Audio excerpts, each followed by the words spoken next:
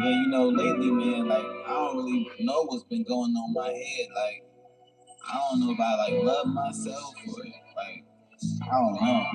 I've been trying to figure it out though. Check it. Yeah. I heard them say he on this Kendrick dish. I really think they mean my penmanship. They take my kindness and friendliness. I know they hope to see me penniless. I keep it moving like a Michelin. Yeah, I'm changing room, no more fitting in. I'm too cold to feel warm again. Yeah, whether you like it or not, I'm storming in. There's money pouring in. I had to make it rain on these women, cause why live life without a little sin? I won't be poor again for the 50th time. Leave me alone, keep the business with too many men, and that's enough said. It's too well fed. It's up to you to pick up the crumbs and get a little bread. I'm watching Walking Dead. I feel misled. Who knew taking a shot was the way to get ahead? This is love. Yeah, yeah, yeah. This is love. Uh, Check it. Yeah. I smoke weed to make the pain fade. Any other way. Yeah, I'm feeling like another lazy day. Damn, when it was supposed to be leg day. Yeah, I've been searching for a little praise. Yeah, my mind getting stuck in the maze. Yeah, I've been going through a little phase. I need to disengage. All I feel is rage. They all catch strays. It took me a long time to map it out, but a nigga stuck in his ways. Now I'm calling plays. Since they playing hardball, I'm taking it off the bat like the Oakland A's. Hey. I'm seeking temporary with a little shade. Hey. A peace of mind is the only food that I crave. I'm watching Walking Dead. I feel misled. Who knew taking a shot was the way to get ahead? This is love.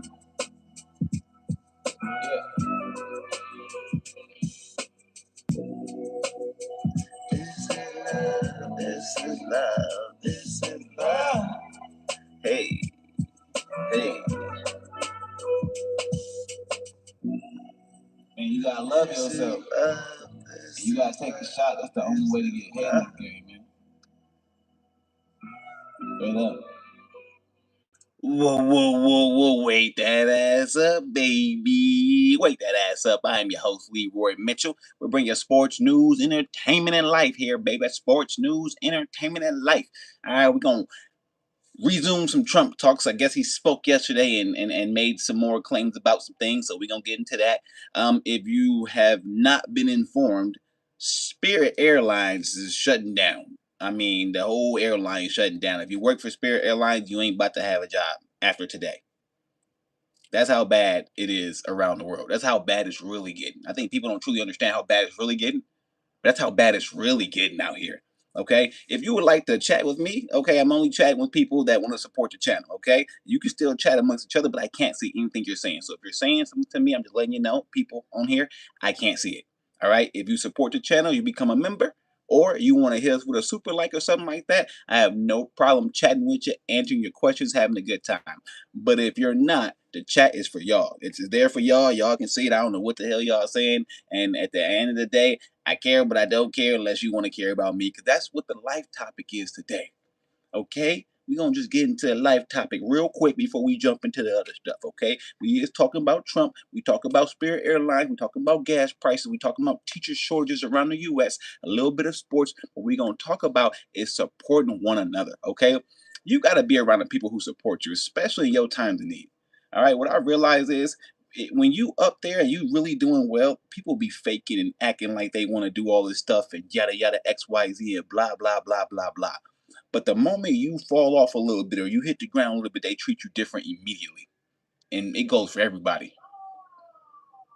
It's just that simple. So the life topic for today is take care of yourself. Put yourself first. Don't put anybody else before you put yourself first. Okay. Don't be trying to help everybody. Don't teach everybody. Don't do that. Those are mistakes. Okay. Teach the people who you know truly are going to be there for you when you are in need, when you're struggling, when you're having issues. And don't let people make you feel less than for not being your full self. Okay, we all fall a little bit. But it's the ones who learn how to pick themselves back up and dust their motherfucking shoulders off and keep it moving. A lot of people don't know how to do that. So when you fall and you're not doing well, make sure you peep the people around you, okay? Make sure you see the people who are coming, the people who are going, the way they treat you, the way they talk to you, all that. Because I peep it all. I remember everything. I'm going through a little leg issue right now, and people, golly, ain't no one, terrible, terrible, absolutely fucking terrible, absolutely terrible. I can't even lie. This is the worst experience I've had in my life. It really is. It really is. Because I'm so used to just being that strong, powerful figure. But the moment I got to the point where I couldn't do what I normally could do, everybody, every single person. So I've learned. The difference between me and everybody else, though, is I know how to pick myself back up and keep it moving and get stronger. I use energy a different way.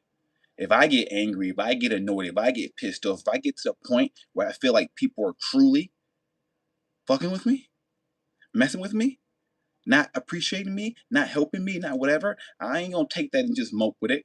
Oh no, no, no, no, no. I'm just gonna get stronger. I'm gonna get stronger, and I'm gonna make you eat everything you've ever said.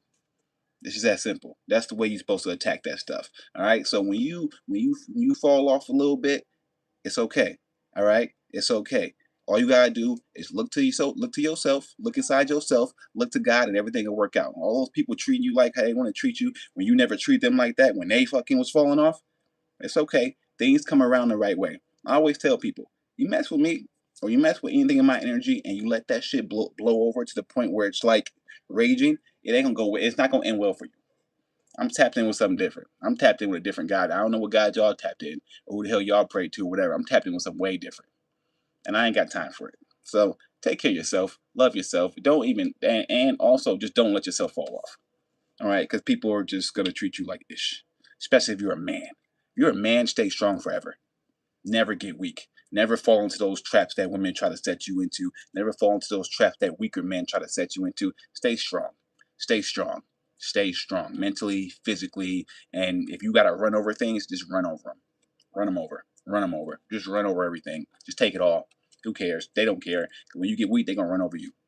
So that's how the world works. It is what it is. All right, y'all. Let's get into it. We're gonna start with Trump. Trump. Let's start with Trump. Let's see what we talking about. And then we get in Spirit Airlines. I can't believe they shutting down. That's crazy.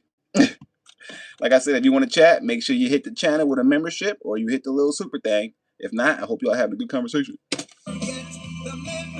Oh, I know they ain't got a song. Man, Trump been in the spotlight, boy.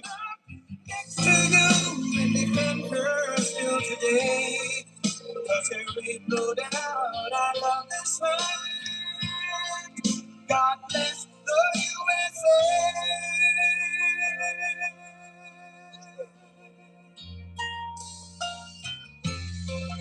All right, we ain't going. Y'all trying to give me a whole copyright and shit with that song. Legitimate person. How you trying to get a whole copyright? You know, Dale, you can't play all that. It's a beautiful evening in Palm Beach. Sort of semi, isn't it? Huh? Yeah, it's great. Hot area. It's a hot area. It's one of the hottest areas anywhere in the country, if you think, right? It's a pleasure to be back with so many friends and neighbors in a place that I love and a place that I call home, Palm Beach. It's been I've been here for a long time, and I begin by congratulating the Forum Club on 50 incredible years. The Forum Club.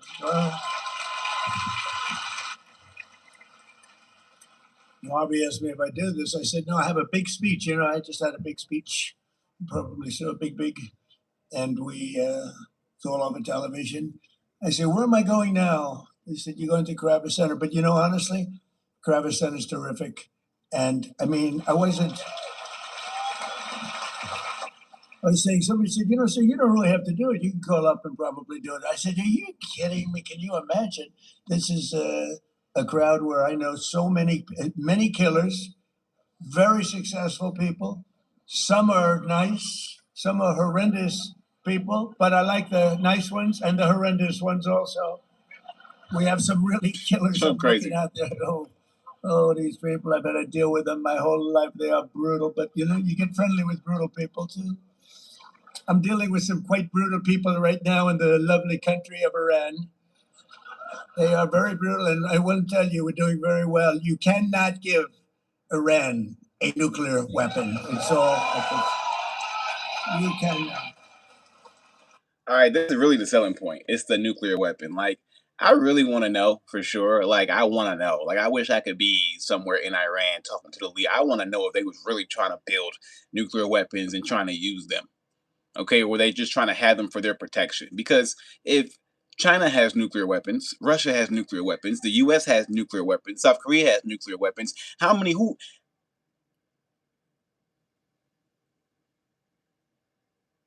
How would you feel as a nation if all these other nations have these crazy weapons, all right, that can do massive amounts of damage, and you ain't got nothing?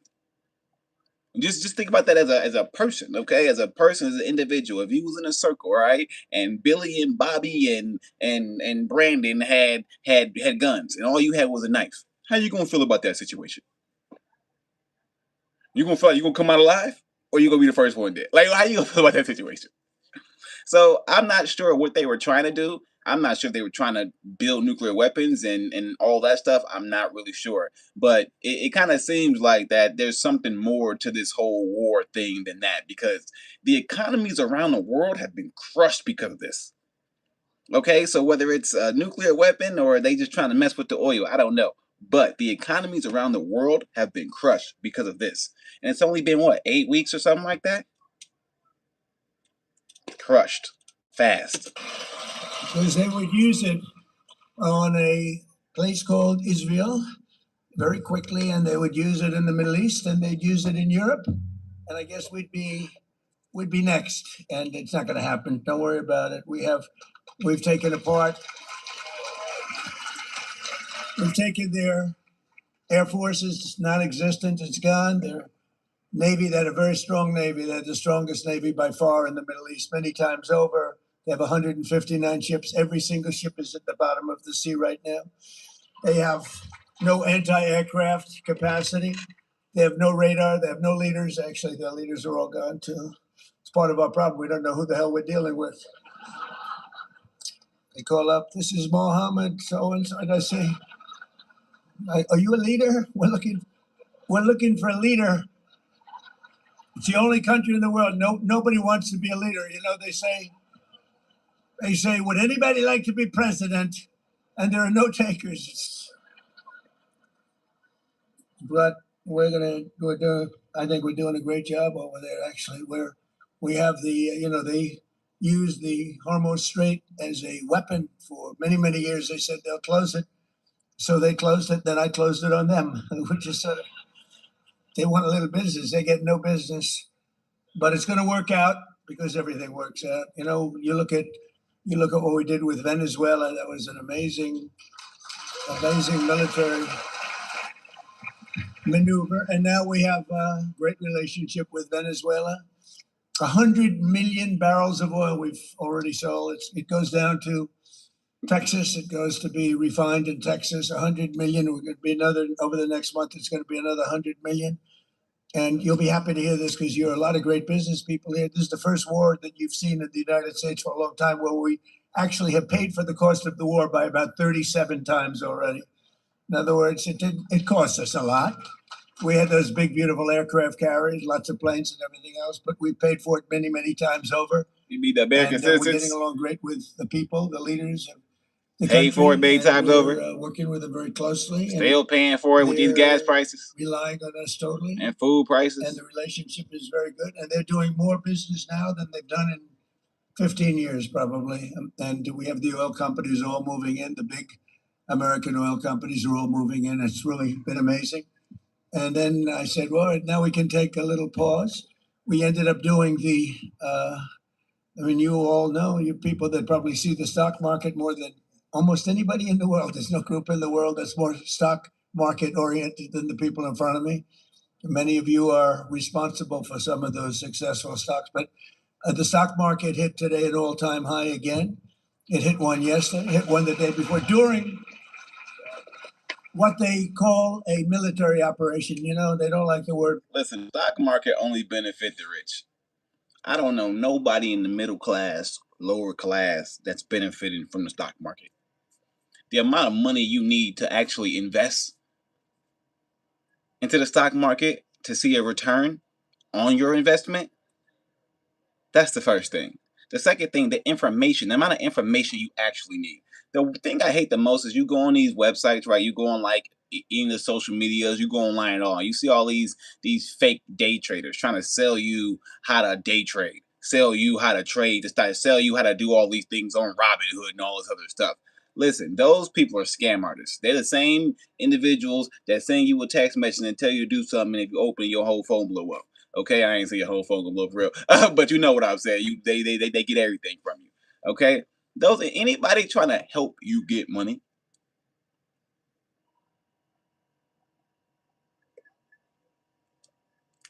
is probably trying to scam you.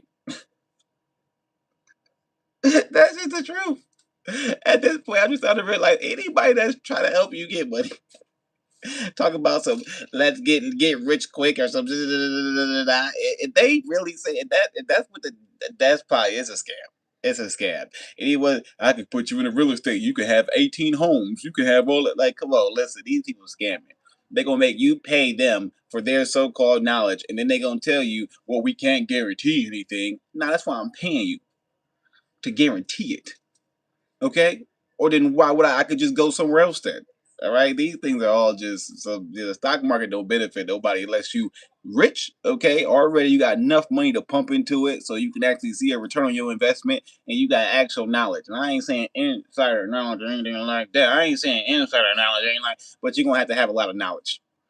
You're gonna have to know what's going on. You have to be in the know, or you're not gonna make no real money on the stock market. The people making money on the stock market are all the same rich people that's been making money off the stock market. They like to talk about it to the lower class people to make us feel like we need to. Man, only thing we got for lower class people is the lottery. That's all you got. That's your hope and dream right there. Invest in the lottery, I guess. That's we don't know. We don't know if that's rigged either. I don't know the lottery seem a little sketchy too. Cause I don't know. I ain't never met a person who won the lottery. I don't know. I don't know. I don't know if have y'all met a person who won the big lottery, like the big one. Where those people at? I want to interview somebody who won the big lottery. If you won the big lottery, I need you to come on the Wake That Ass Up podcast, and I want to know how your experience went. How many tickets you played? How many years you was playing tickets? When you won? How the process works? I want to know all that. I want to know because I ain't never met somebody who won the lottery. That's the first person I want to interview. Okay, the first person I want to interview and Wake That Ass Up because I ain't never interviewed nobody on here or brought nobody on. The first person I want to bring on is a major lottery winner. You could be anonymous. You ain't even got to show your face. All you gotta do is speak. Okay, I just want to know the story. I just want to understand if we play the lottery, can we actually win? If that's the case, then I'm gonna start playing lottery every day. See, I can get me $1 billion or something. You know what I'm saying? I'll take half of it. I ain't greedy. People always saying, "Oh my gosh, you win a lottery, take half the money." Man, it ain't your money. Okay, why you you should be happy you get any of it. Why you crying? Give me whatever. Give me the lump sum. Give me if it's 500 mil and you say I get 200 mil, thank you. I am not complaining. The hell y'all be claiming? People be complaining because they'll get all of it. I think I'm gonna take the annuity. I'm gonna take it over years. No, you better not. You might not be here over years. You better stop playing. You better take that lump sum. War, and they call it a military operation because that way you don't have a war, you don't have legal problems. But you ever hear a situation where we're knocking the hell out of somebody and we have a Congress, please, you've only got 3 days left. We spent 19 years in Vietnam. We spent 12 years in Iraq. We spent 7 years in another place, 2 years in another one, 7 years in another one. We had another one for 14 years, and we're in there for 6 weeks. Why we still? What's taking so long? Why we got so many wars though? That's the real question. America be warring for no reason. Right now, if we left right now, it would take them 20 years, 25 years to rebuild the place. But we're not doing it because we have to do it totally right. We don't want to have somebody coming back in 5 years and you have an incompetent president, which we just went through 4 years of a very terrible situation, very incompetent. But this should have been leave Sleepy Joe alone. Office, so we had to do it. The crazy thing is, I had all my financial people, Scott, Howard, all of the different people, and we're celebrating the success because we have the highest stock market. We broke 50,000 on the Dow Nobody thought it was possible. They said maybe at the end of the fourth year, but probably in 6 years, 5 years, but not during this term. It's too much. We did it at the end of the first year. Then we broke 7,000 on the S&P. We did that at the end of People this don't year. even know what those terms mean. Let me give y'all the definition real quick, just so y'all ain't on this channel confused about because every time we talk to Trump, he talking about the Dow. Okay, Dow Jones. You're gonna do that, okay? So this is what he's talking about. I'm gonna show you what this is, okay? This is the Dow Jones, okay? This is what he's talking about, right? Now, all this look goofy, don't it? Because unless you understand what any of this means, you don't understand what any of this means. All right, so let's see. Dow Jones.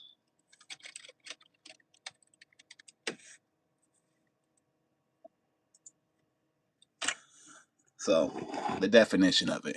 The Dow Jones Industrial Average, DJIA, or the Dow, is a stock market index tracking 30 prominent blue chip companies listed on U.S. exchanges. Created in 1896, it serves as a widely followed price weighted barometer for the overall health of the U.S. economy, often representing established companies. So it represents established companies. If we want some more detail, let's see. Just so we informed here, y'all. We ain't, you know what I'm saying? I don't know everything. I wish you know who I want to be if I was Marvel Comics?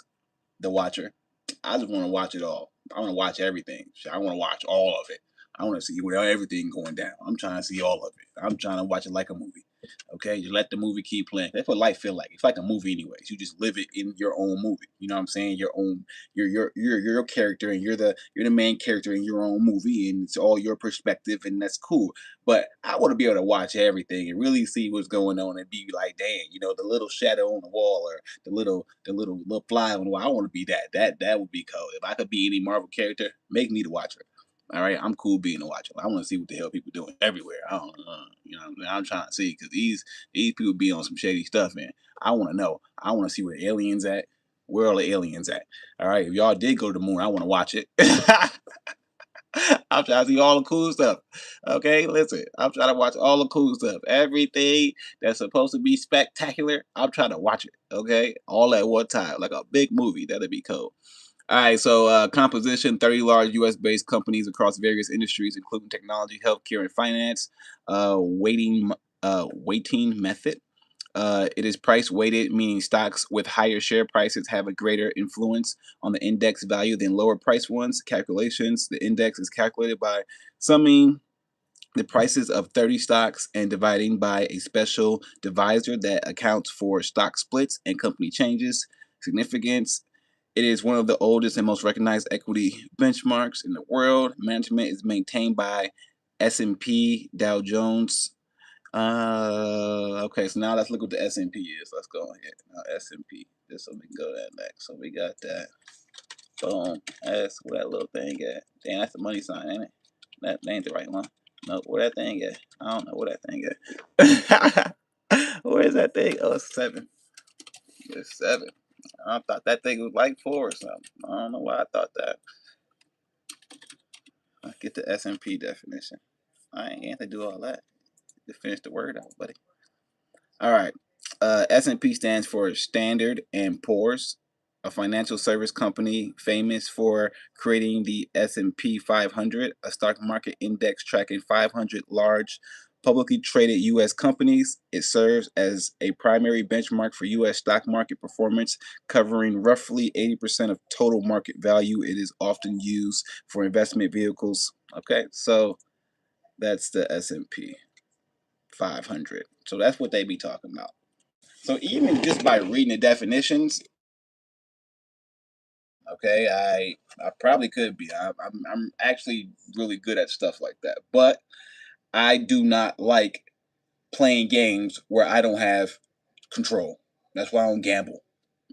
I gamble for a little bit. I ain't gonna hold you. I gamble for like a good 3 years, and then I got to the point where I'm like, man, they control everything.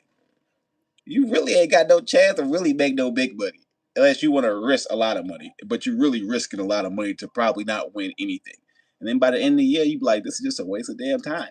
I'm getting anxiety trying to watch all these games, trying to do all this other stuff. Just messing with my health. I'm trying to win somebody, but this messing with my health. Okay, and I was pretty good, man. When FanDuel came out, I thought I was cold at that. I got like fourth on one of those things one time. I got ninth. I got third. I got a couple like high, low ranking places, and got a little bit of money from Fan. Not a lot, a little bit. But then you want to put it back into another some football, and then you want to put it into that, and you don't even make no money because it become too addicting. The game become too addicted. So it's not even about actually making money. It's about just winning or losing. That's the trick, and y'all don't understand that. That's how they hook y'all on gambling, because y'all think gambling is about money. Y'all think it's about making money. It is not about making money. They're attacking your reward systems. This is about winning or losing. All right? And don't nobody like to lose. Not nobody. So if you got a chance to get it back, and they're going to give you a chance to get it back, you're going to take that chance. You think you're not.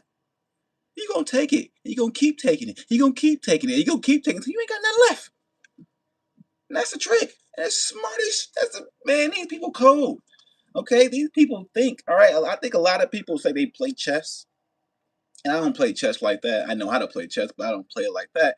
But in real life, I play it. In my mind, I play it, and I like to project forward and look at things for what they are, and I try to break something down. So, like, if I look at gambling, I'm like, okay, let me break down gambling. What is the purpose of this? If I created this myself, how would I create this to be most advantageous to whomever, me and my people?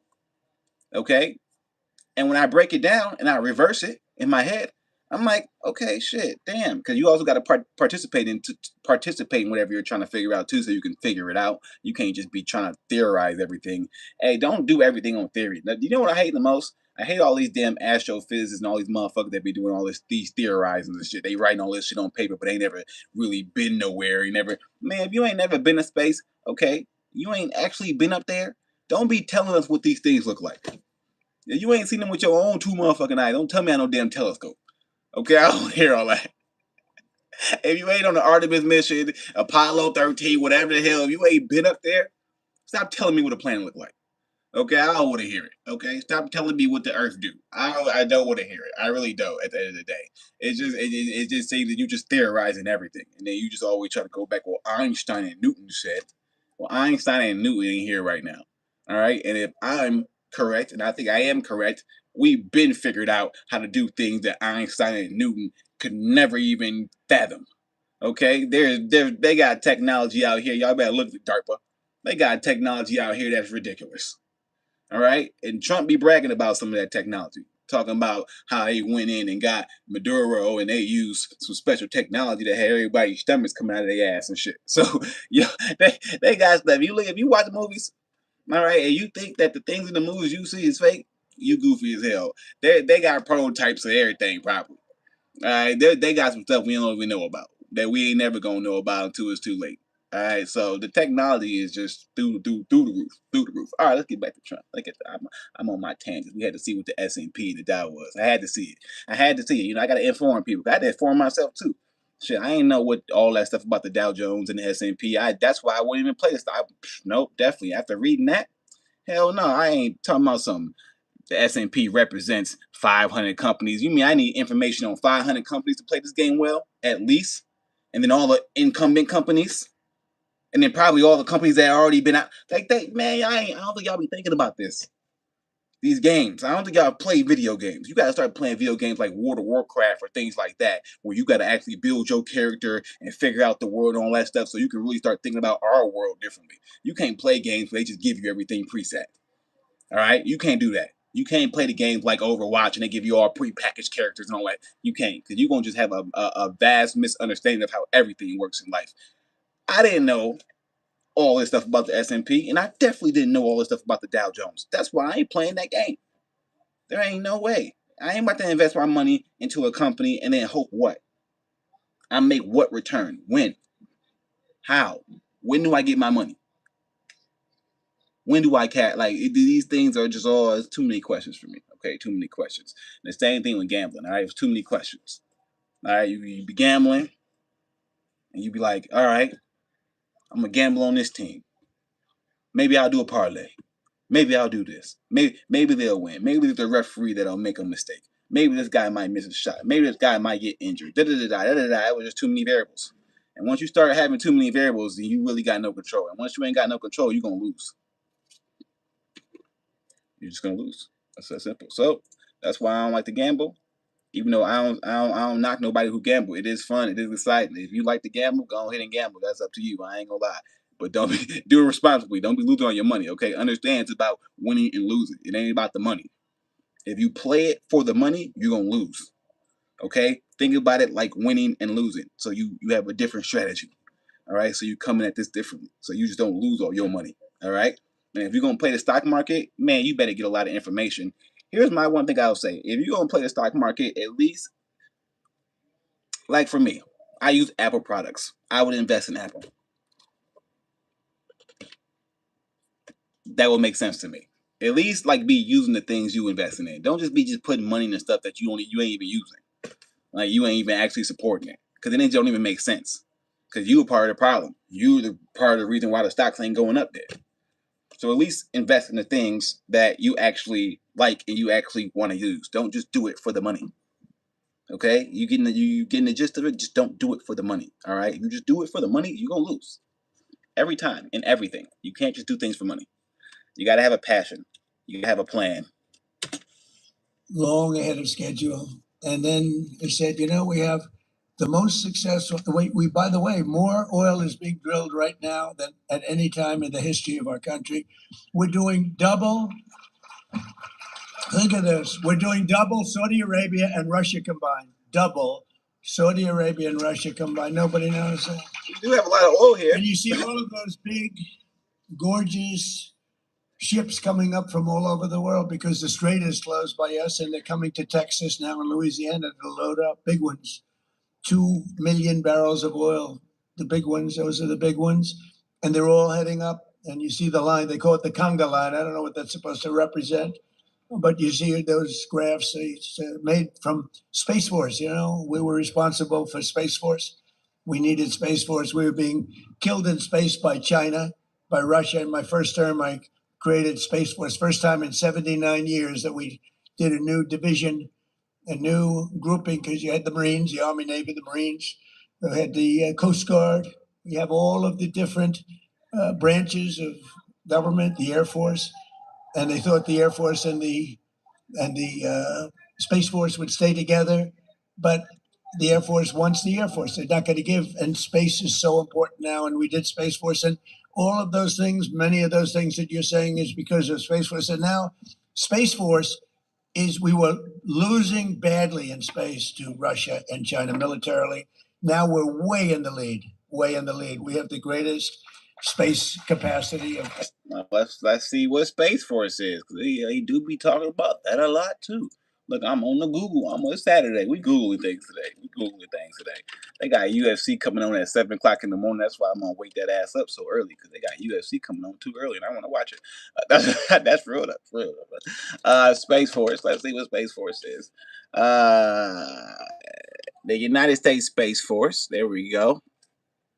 Let's see. They got protects and operates critical GPS communications and surveillance satellites, tracks space debris and monitors for potential foreign threats to secure the high ground. What the hell? Launch operation coordinates military rocket launches. Let's see.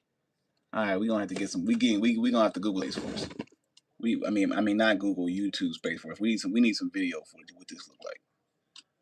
They probably gonna show us CGI, but you know what I'm saying? Cause I ain't be showing us not real. Let me see what Space Force is. Let's see. Let's get this real quick. Let me see. I ain't got no images. They got little bootleg documentaries on it.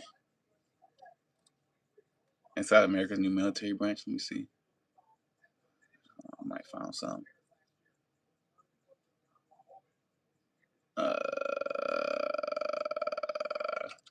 Man, Space Force images. We doing that instead.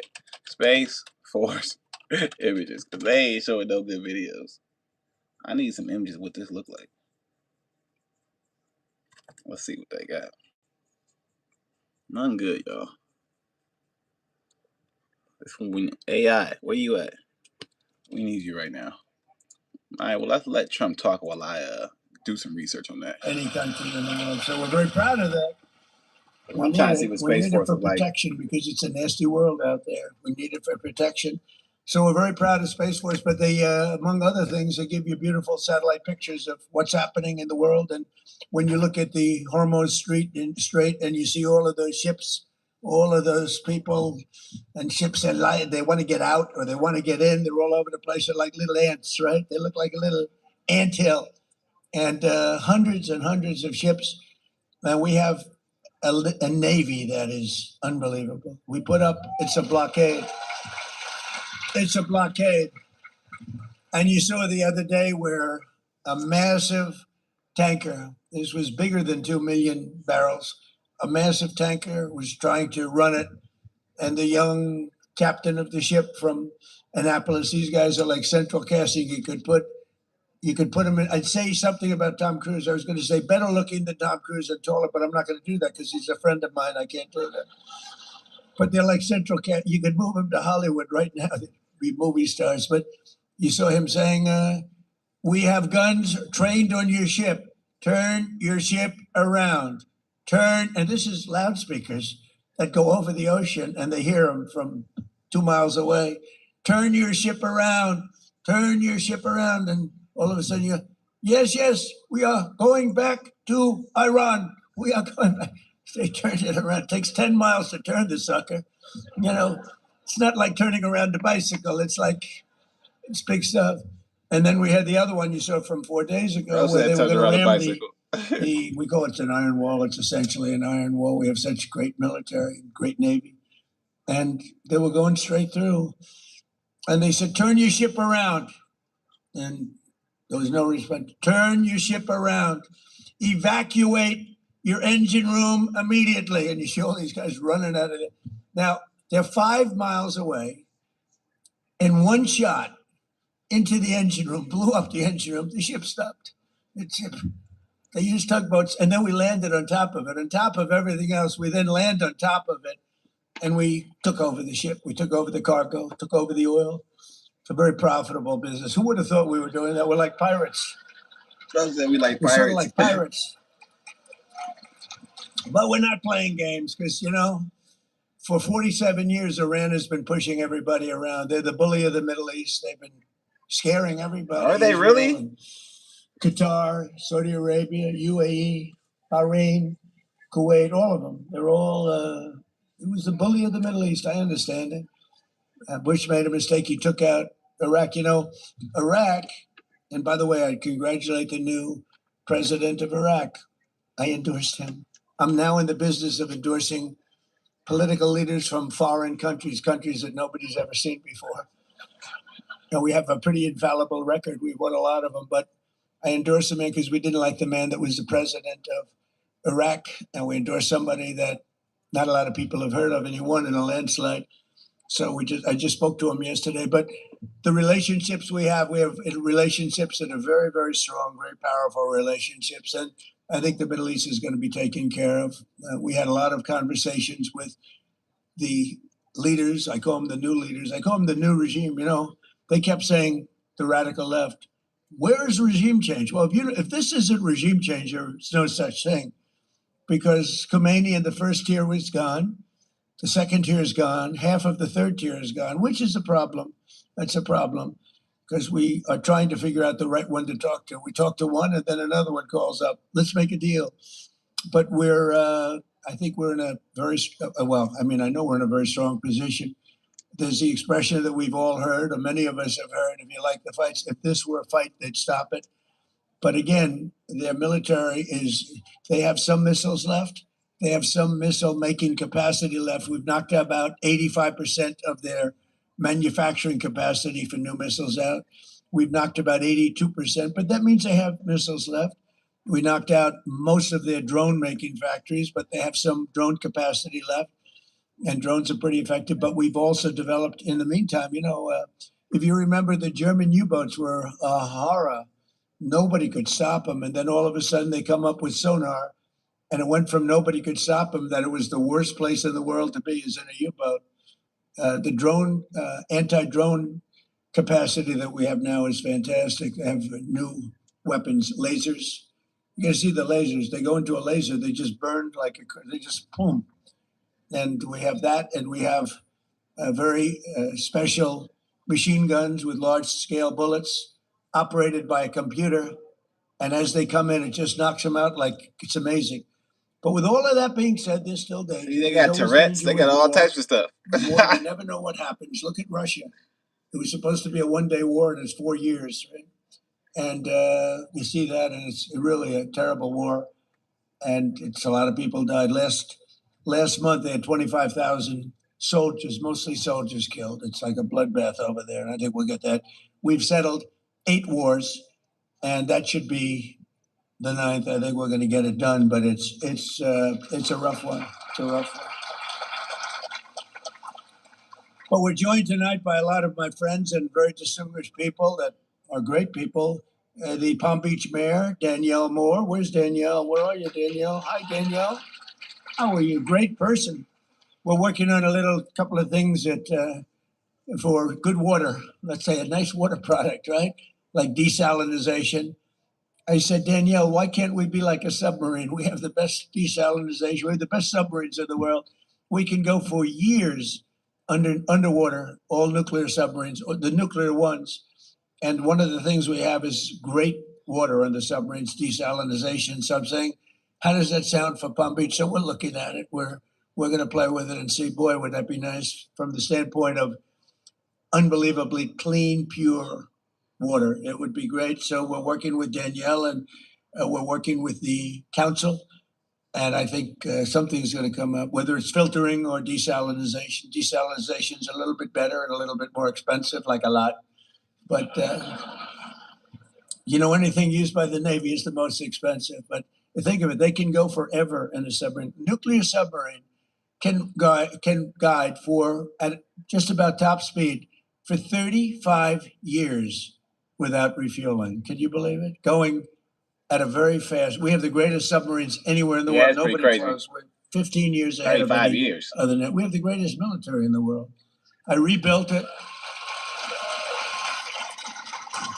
I rebuilt the military in my first term, and I didn't know I'd be using it this much my second term. But we have certain things have to be done. It was sad when in Afghanistan some of it was left behind by people that should have never happened. Yeah, that was goofy. Yeah, that was real goofy. Get out easily. Yeah, that was goofy. We would have won. I don't know whoever thought that was a good idea. Why the hell will you leave all that equipment behind? But it was really just a small percent. It sounds like a lot, and it is a lot, but it was 2%. That was crazy. Of what we built up. We built a great military, but our submarines can go by nuclear power. Think of that. They can go for many years without stopping. They have water capacity, Danielle, unlimited water capacity. The one thing they don't have, you know what it is? Food. They have to come up every 90 days for food. The only thing we can't figure out is food. A little simple thing like that. So, but it's I don't really think that's amazing. simple. You need nourishment. Things that we're able to do with the military. You're gonna be hungry. A lot of other things too. I don't know if SpongeBob underneath the sea serving Krabby Patties, but thank you, Ted. Good job. If he not, you're going to have to come up to the surface. Palm Beach County Administrator Joe Abruzzo, who is a phenomenal. You got a diamond there. Hey, it's you have. I know a lot of town administrators, and you don't want it. This guy is a diamond. Thank you very much. You're doing a fantastic job. Thank you, Joe. A friend of mine, even though he's a Democrat, sort of a Democrat. I don't know if he's a Democrat, but he goes as I'll tell you one thing, he's a great sheriff, and he's a popular guy. Sheriff Rick Bradshaw.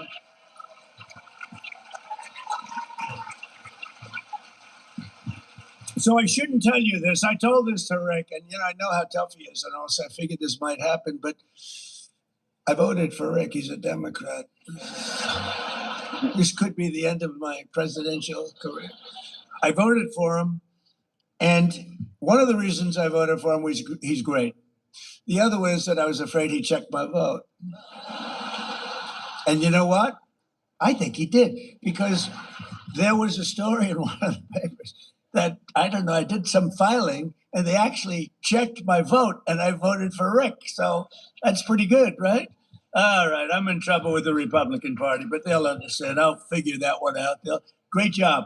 Great job, Rick. Really. Candidate for mayor of West Palm Beach, Christina Lambert. Christina, wherever you are, good luck. Good luck. And former Florida CF. Nah, I'm gonna take a break from the Trump stuff, transition real quick, and we'll finish that off towards the end because right now he's just giving people shout outs. Let's just transition to the teacher crisis real quick and see what's popping with that, and then we gotta talk about Spirit Airlines because sad. It's about to get sad. It's getting sad in the economy. I know Trump be saying that everything going well. Okay, he's saying the economy and the Dow Jones and the S&P and all that. But when we be getting these other reports about all this other stuff that's going on, it don't be correlating. I ain't gonna lie, it don't be adding up. It don't be adding up.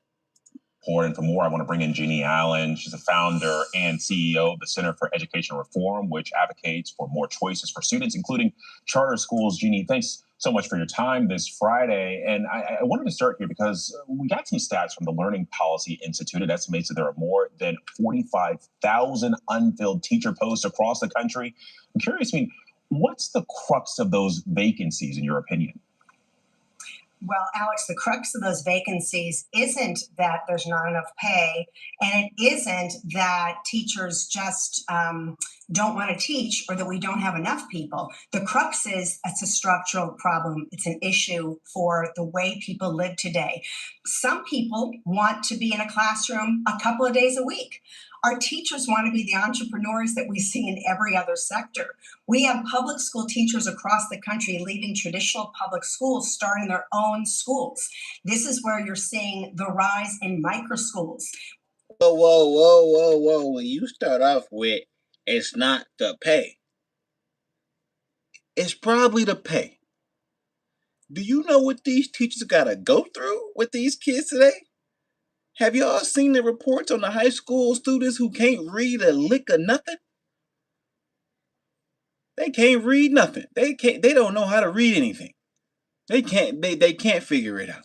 And I'm not saying all high school students, but I'm saying there's a higher than it's ever been. Well, maybe not higher than it's ever been because obviously the point in time where a lot of people couldn't read or write. But in 2026, I know we got technology through the roof. Technology is just busting out everywhere. Okay, I know technology is just here. Okay, you got an iPhone, you got a tablet, you got a laptop, you got a smart TV where you can press it, you got a fridge where you can probably press it. All right, there's a lot of things where you don't have to actually write anything down anymore. Okay, there's not really a need to really write many things down, but you should know how to write. When it comes to reading, I mean, at the end of the day, most devices can read the thing to you. Most people are watching and learning on YouTube.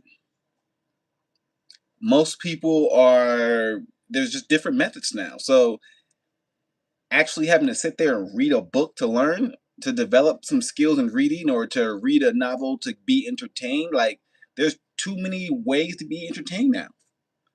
So to tell a kid to go sit down and write and read, I mean, that's gonna be a tough sell. These kids ain't stupid. They see that flashy phone, they want that. They see all them colorful things and bright things, and they prefrontal cortex getting extra stimulated, and they just ready to go. They ain't trying to sit down and write or do anything, read a book or do none of that. But that's going to affect them in other ways because you still need to know how to read. You still need to know how to understand something, how to put a sentence together, how to put a paragraph together, how to tell a story. So there's so many things that you learn from those skills, but I just think that it's more than just like people trying to be entrepreneur. I think the pay is a big thing. Most median pays in Wisconsin right now is like 50,000, 51,000, 54,000. Something like it ain't a lot of money. Teachers ain't making no. I'm gonna guess the vast majority of teachers make under 70,000 a year. And if that's the case, for the hours they work, because they be in them schools for about 9 hours a day, okay, it ain't adding up.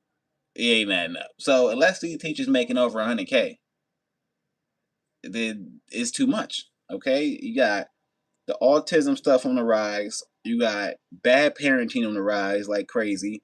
You got the health of the kids just not being well, so that's affecting the kids in the classrooms. Like you got administration just being all types of goofy that I'm hearing because they don't know what the hell they doing for the most part because they just probably want the money. Education ain't looking too good. We see private schools expanding. In fact, I know you've talked about it on your enrollment in this show. Under enrolling schools isn't just because kids are leaving those schools, they're going to something better. And so the crux of the problem is we have to give teachers more autonomy to start their own schools, lead in a way that may be different, have different kinds of people allowed into the classroom. We should be treating education as the marketplace it is and allowing people to dive in at their personalized needs, not just it's 9 to 5 or 9 to 3, 5 days a week. This is all you do. We have to treat them as the entrepreneurs they deserve to be. Well, you talked about this need. You also got to actually teach things that are useful. Okay, we got to get off this whatever they've been teaching us the last couple of decades stuff. Okay, there are some things that are useful, all right, that they teach us. You need to know basic addition and you need to know how to do percentages and you need to know how to do certain things like that, okay? But there's a lot of stuff that's useless, okay? That's not going to benefit these kids. They need to be teaching kids how to farm. They need to be teaching kids about their health and their body and what to eat and what not to eat. They need to be teaching kids about mental health and things like that. They need to be teaching kids about the world, like what's actually going on in the world. Like talk about stock. You want to talk about stock markets? Teach them about that. Teach the kids about the Dow Jones and the S&P and all that stuff. Okay, teach them about the history of that and how that works and how to develop that and how to get a house and how to do all that stuff. Like teach kids that stuff. Okay, what they should be. Teach them a trade. Teach them some skills and how to be an electrician. Teach them some stuff that's important. Okay, they can use to make some money when they get older. Because just to learn random things, just to learn them, ain't helpful. You're just going to forget them. Okay, if y'all know how the brain works, if you're not using the information, you think you just storing it forever? Nah, your brain about to batch that, it's gone. It ain't gone. You can get it, but it's gonna be so far back there, it's gonna be hard for you to use the information. So you only gonna really have the information in your head that you need, that's pertinent. So to be teaching all these kids all this random stuff and flooding their brains with useless information that's not gonna help them in their everyday lives doesn't make sense. It's not beneficial. So I understand why people are taking their kids out of public schools and put them in private schools and put them in different schools that's going to actually focus on things that are going to help them in a new world, especially when it comes to technology. AI coming. How are you going to compete with AI if you still learning ABC 1, 2, 3? Man, you better learn some zeros and ones and whatever that code stuff is. You better figure something. You better speak a new language, learn a new math, learn a new numeric system, something different. Because the old stuff is great, it's cool, it works, but things are changing fast, and none of us can compete with AI. At the end of the day, we're not going to be able to compete. So we have to figure out and learn new things that are going to help us be useful in the future, or people just ain't going to have no jobs. For autonomy, also the need for the ability to innovate. But how do you balance that with education standards here? Because certainly, there will be parents that say that, look, yes, maybe we can try this method for a bit, but maybe it's not proven. So how do you balance that? Well, they balance it because they can evaluate whether or not the school's doing good. Look, if you look at the best public, private, and charter schools in the country, one of the things that is their complete through line is that independence for teachers. And what that independence brings is they help pick and choose their own programs and solutions. Let's say the school is a school focused on core back to basics, or it's an environmental studies school, or it's a forest school. All of those teachers have something to offer to develop the program program. And that's what parents are dying for. Parents are voting with their feet. They're taking dollars that are following their kids in many states through vouchers and scholarships and charters, and they're picking schools where the teachers are so alive and so excited. And the teachers on your program even said it, like they don't want to be burned out. They don't want to be coming doing the same thing day after day.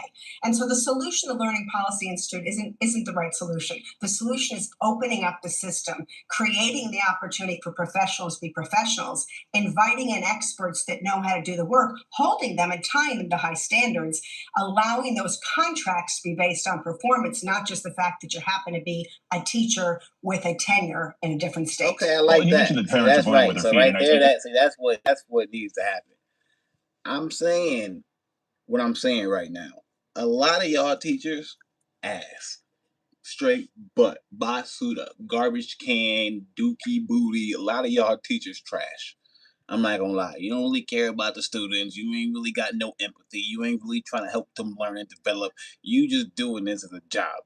I'm not even gonna lie, okay? But then there are a lot of teachers that are cold-blooded with it. They are so good. Like they are so amazing. But they all getting paid the same, or some getting paid less because they only been there for a year. No. Listen, teachers need to get paid based on their actual ability. Okay? Based on your merit. What can you do? What is your skill level? What have you shown? All right? That's what everything needs to be based off on. How good you are. I don't care how long you've been doing something. If you've been doing something for 1 year, this person been doing something for 10 years, and you've already figured out how to be better than that person who's been doing it for 10 years, you getting paid more money. I don't get no damn time put in and no damn tenure and all that. Absolutely not. We try to get the best things possible. We try to make sure these kids learn the best things they can possibly learn, become the best they can be. You got to have the best for that. And you got to pay the best what they deserve. This is how sports works. That's why sports works so well. The best players should be getting the most money, and that's how it works for the most part. If you ain't good, and that's based on your performance. If you playing baseball and you batting trash, and you out there just dropping fly balls and stuff like that, you ain't getting paid no money. You probably getting cut. If you in the NBA and you only averaging 3 points and a rebound, maybe an assist, you ain't gonna have a long career and you ain't getting paid. Okay, like it's performance. All right, life is about performance, and we gotta start ensuring that the certain professions that really help our society grow, they get what they deserve. Like cops need to get paid what they deserve so they can perform at the highest level. So they fit in shape, happy to be there, yada yada yada. Firemen, policemen, firemen, paramedics, all that same. They all need to be paid based on their performance, but paid well. Okay. And then teachers, okay, teachers, nurses, doctors, they all should be paid based on their performance and paid well if they do a good job because we need the best in those fields. I do think there's some validity there, but also, I mean, like a lot of times you see parents that say that, oh, this is accessible because it's prepared my student for what they believe is the next step, whether it be college, whether it be trade school. And a lot of that is also mandated by how well prepared these students are for those test scores, whether it be ACTs, SATs. But there's a standard there. And so Man, I'm get curious, rid of how that. do you go about Get rid of all that stuff. ensuring that standard, not just for some of these, if you want to call them other options, alternative options, but also in communities that might be underserved or under resourced. Well, I wish standards were the issue, but given the proficiency rates on the nation's report card that fewer than 30% of our kids, 4th, 8th, or 12th grade, at any given time can do math, reading, history, civics at a proficient level, add their science. The issue is not that we don't have standards. The issue is we don't have people who have been trained and taught and incentivized to teach what our kids need to know and be able to do to be successful Less in than this life. 30%. What? Look, let's face it. We have a variety of ways to teach students. We know what they need to do. We know the science of reading is critical to a child's ability to succeed. Getting through math in 3rd grade at a proficient level, you have to be able to give people the opportunity to develop those programs, let parents have the options, and have states hold them to those standards. I agree. All right, Jeannie. Hey, thank you so much for your time today. I agree. Yeah, we got to change the education system. I'm not gonna lie. I got 2 kids. They both young. I don't see a point of sending them to a public school ever. There's no point. Like, if you actually raise your kids and you're around your kids and you're not just sending your kids to daycare, you can actually see the person they're growing into. Excuse me, the person they're growing into. You can see it. You can like watch them grow into what they're growing into. And then if you have any experience with yourself and you've looked into yourself, you can be like, okay, man, I think I should steer my kid towards this. Because if y'all think that your kid gonna be special, if you just out here letting your kid just be willy nilly doing whatever they want, letting other people teaching them and guiding them, absolutely not. That's not how it works. Maybe one in a couple million. I don't know, but that's not how it works. You got to have a plan, and you got to see that plan through for however many years it takes to get your kid to whatever level you want to get your kid to. You got to look at your kid like a project, 100%. Okay, that's the most important project you ever gonna have, most important job you ever gonna have, and you got to think about it like that because it's not up to them to succeed. It's up to you to make sure they succeed. It's that simple as a parent. And if you don't understand that, you goofy. You missing the boat. You missing the purpose. Like you should not have a hidden. Like it's up to you to make sure they succeed. So you gotta be thinking about that from birth. What you feeding them, what programs you putting them in, who are you allowing around them. All these things matter. Okay, and that's on you as a parent. And that's why I think a lot of these schools are struggling too because the parenting is not great. All right, too many parents are focused on themselves. What they gotta do, what I gotta do. Then no, listen, it ain't about you no more. If you gotta make a sacrifice, you gotta make a sacrifice. If you don't get to sleep as much, you don't get to sleep as much. If you don't get to eat as much, you don't get to eat as much. It's that simple. That's what happens when you have children. That's what happens when you have things to take care of, responsibilities. You gotta make sacrifices. You can't complain about that because that's part of the job. Okay, so we do need teachers to be incentivized to want to teach, and we need quality teachers that actually know what they're talking about. Okay, you got to have a passion about something. I don't care if you can teach a curriculum based on some education system that was created to have people going to 9 to 5 job, factory slave jobs for the longest. I don't care about none of that. What are you passionate about? Are you like a savant when it comes to gardening or something? Teach my kid how to garden. I want to teach my kid how to grow stuff. Okay, are you like a health? Teach my kid how to be about the body and how to be healthy. Okay, are you some person who really knows about finance and the real? Teach my even if my son and can't even comprehend what you're talking about. I want you to use every big word imaginable to just blab it out. You'll get it eventually. Okay, like I want my children to have structure, okay, in terms of what they're going to be and where they're going to go. And I don't think you do it right away. I think you wait till they turn 5 years old. I think they gotta be kids up until 5 years old. And they still gotta be kids after that. But I mean like free as a bird kids. Doing pretty much whatever the hell they want up until 5. They gotta go explore it. They gotta figure things out. They gotta touch stuff. They gotta see things. They gotta play with the foods. They gotta explore. I mean, you gotta make sure they safe. But I think you got to get a kid at least 5 years to just see what the hell they getting into. They've been in the womb for about 9 months. They've been developing for a while. They trying to see what's going on. They ain't trying to have you just direct them into everything. But I think you got to have a structure beyond that where they have to go into something that's directed. Like you got to direct their focus, and you could direct their focus in many different things. It doesn't have to be one thing. Like I think that all kids should do some form of gymnastics when they're younger to develop that natural flexibility and that natural body strength. Like I think that's super important. I think all kids should learn some musical instrument because that rhythm that you get from music in your brain, it opens your brain and locks your minds in ways that people don't understand. That's why I think anybody who does music, if you write music, if you play music, anybody who does music, like they have a different understanding of the world. Especially if you understand sounds. Like if you can really lock into like sonic sounds and you can understand the different pitches and tones of things. Once you start developing a sound like a mind like that, you become a different person. You really do. All right, teachers, y'all deserve y'all money. Hopefully y'all get y'all money. Um, but it ain't looking good.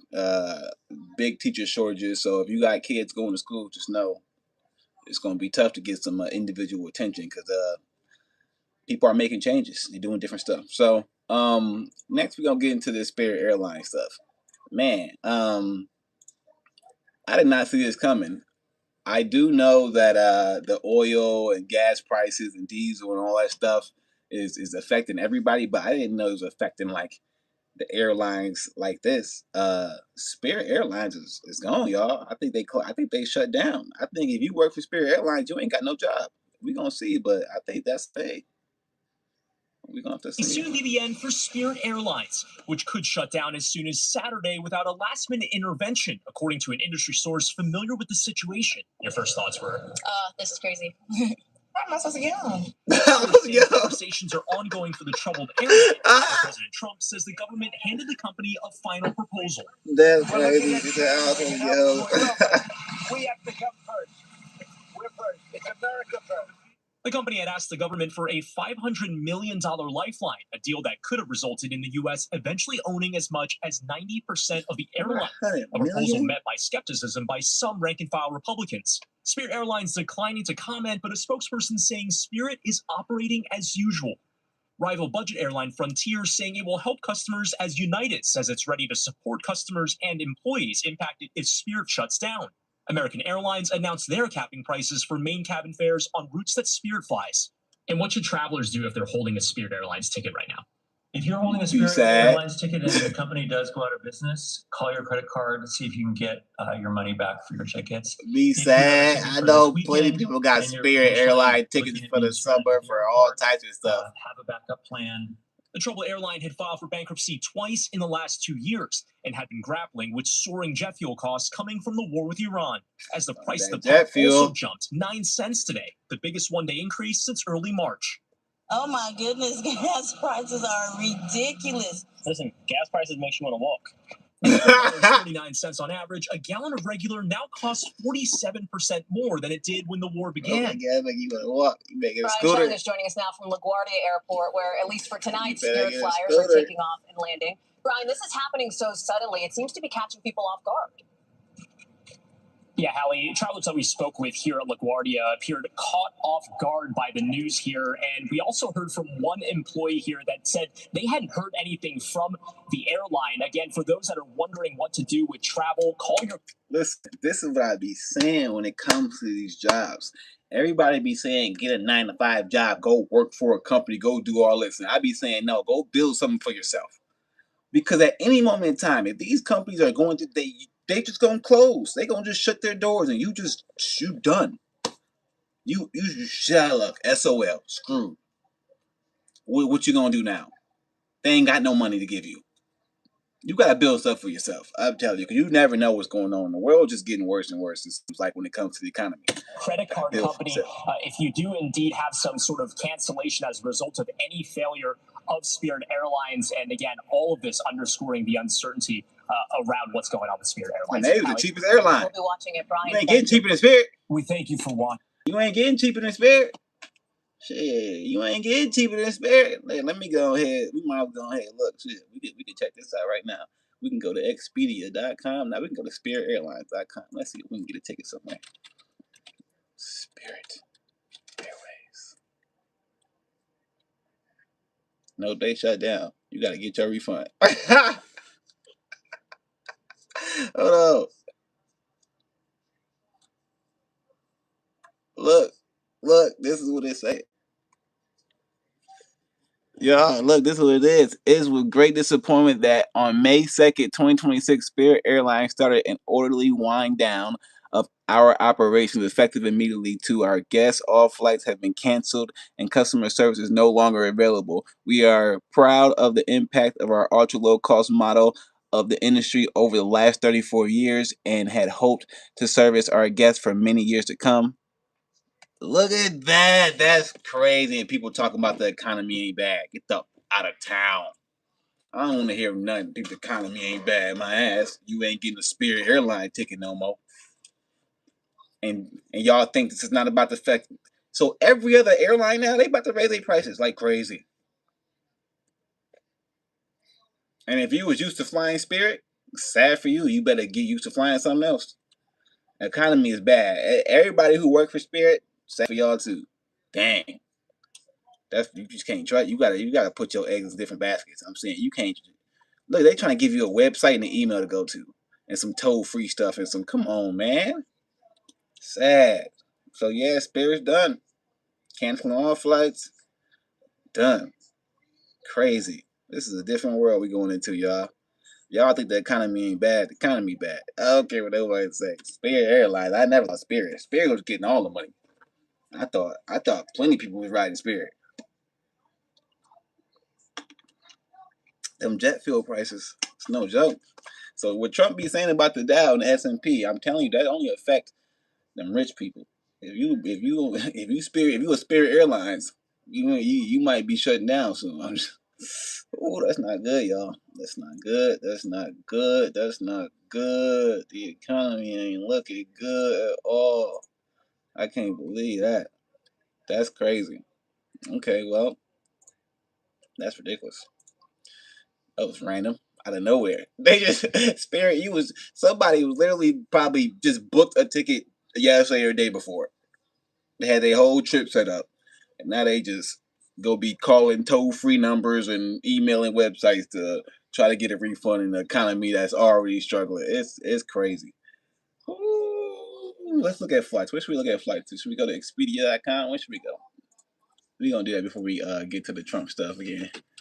And I'm gonna go give me a shake while we watching some Trump stuff. Expedia.com.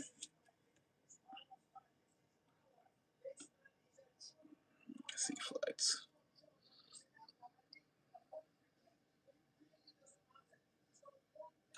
Let's see. We're gonna go Milwaukee to where should we go, y'all? We're gonna go Milwaukee to New York. You can't even probably go to New York. Let's see. We're gonna go. What's today? We're gonna go Monday to Friday. We can look at that flights for fun. This is funny. Expedia. Look. Oh hell no, they drunk on. They look at this. Are you stupid? This is what flights cost nowadays. If I wanted to go to New York, it would cost me this amount of money.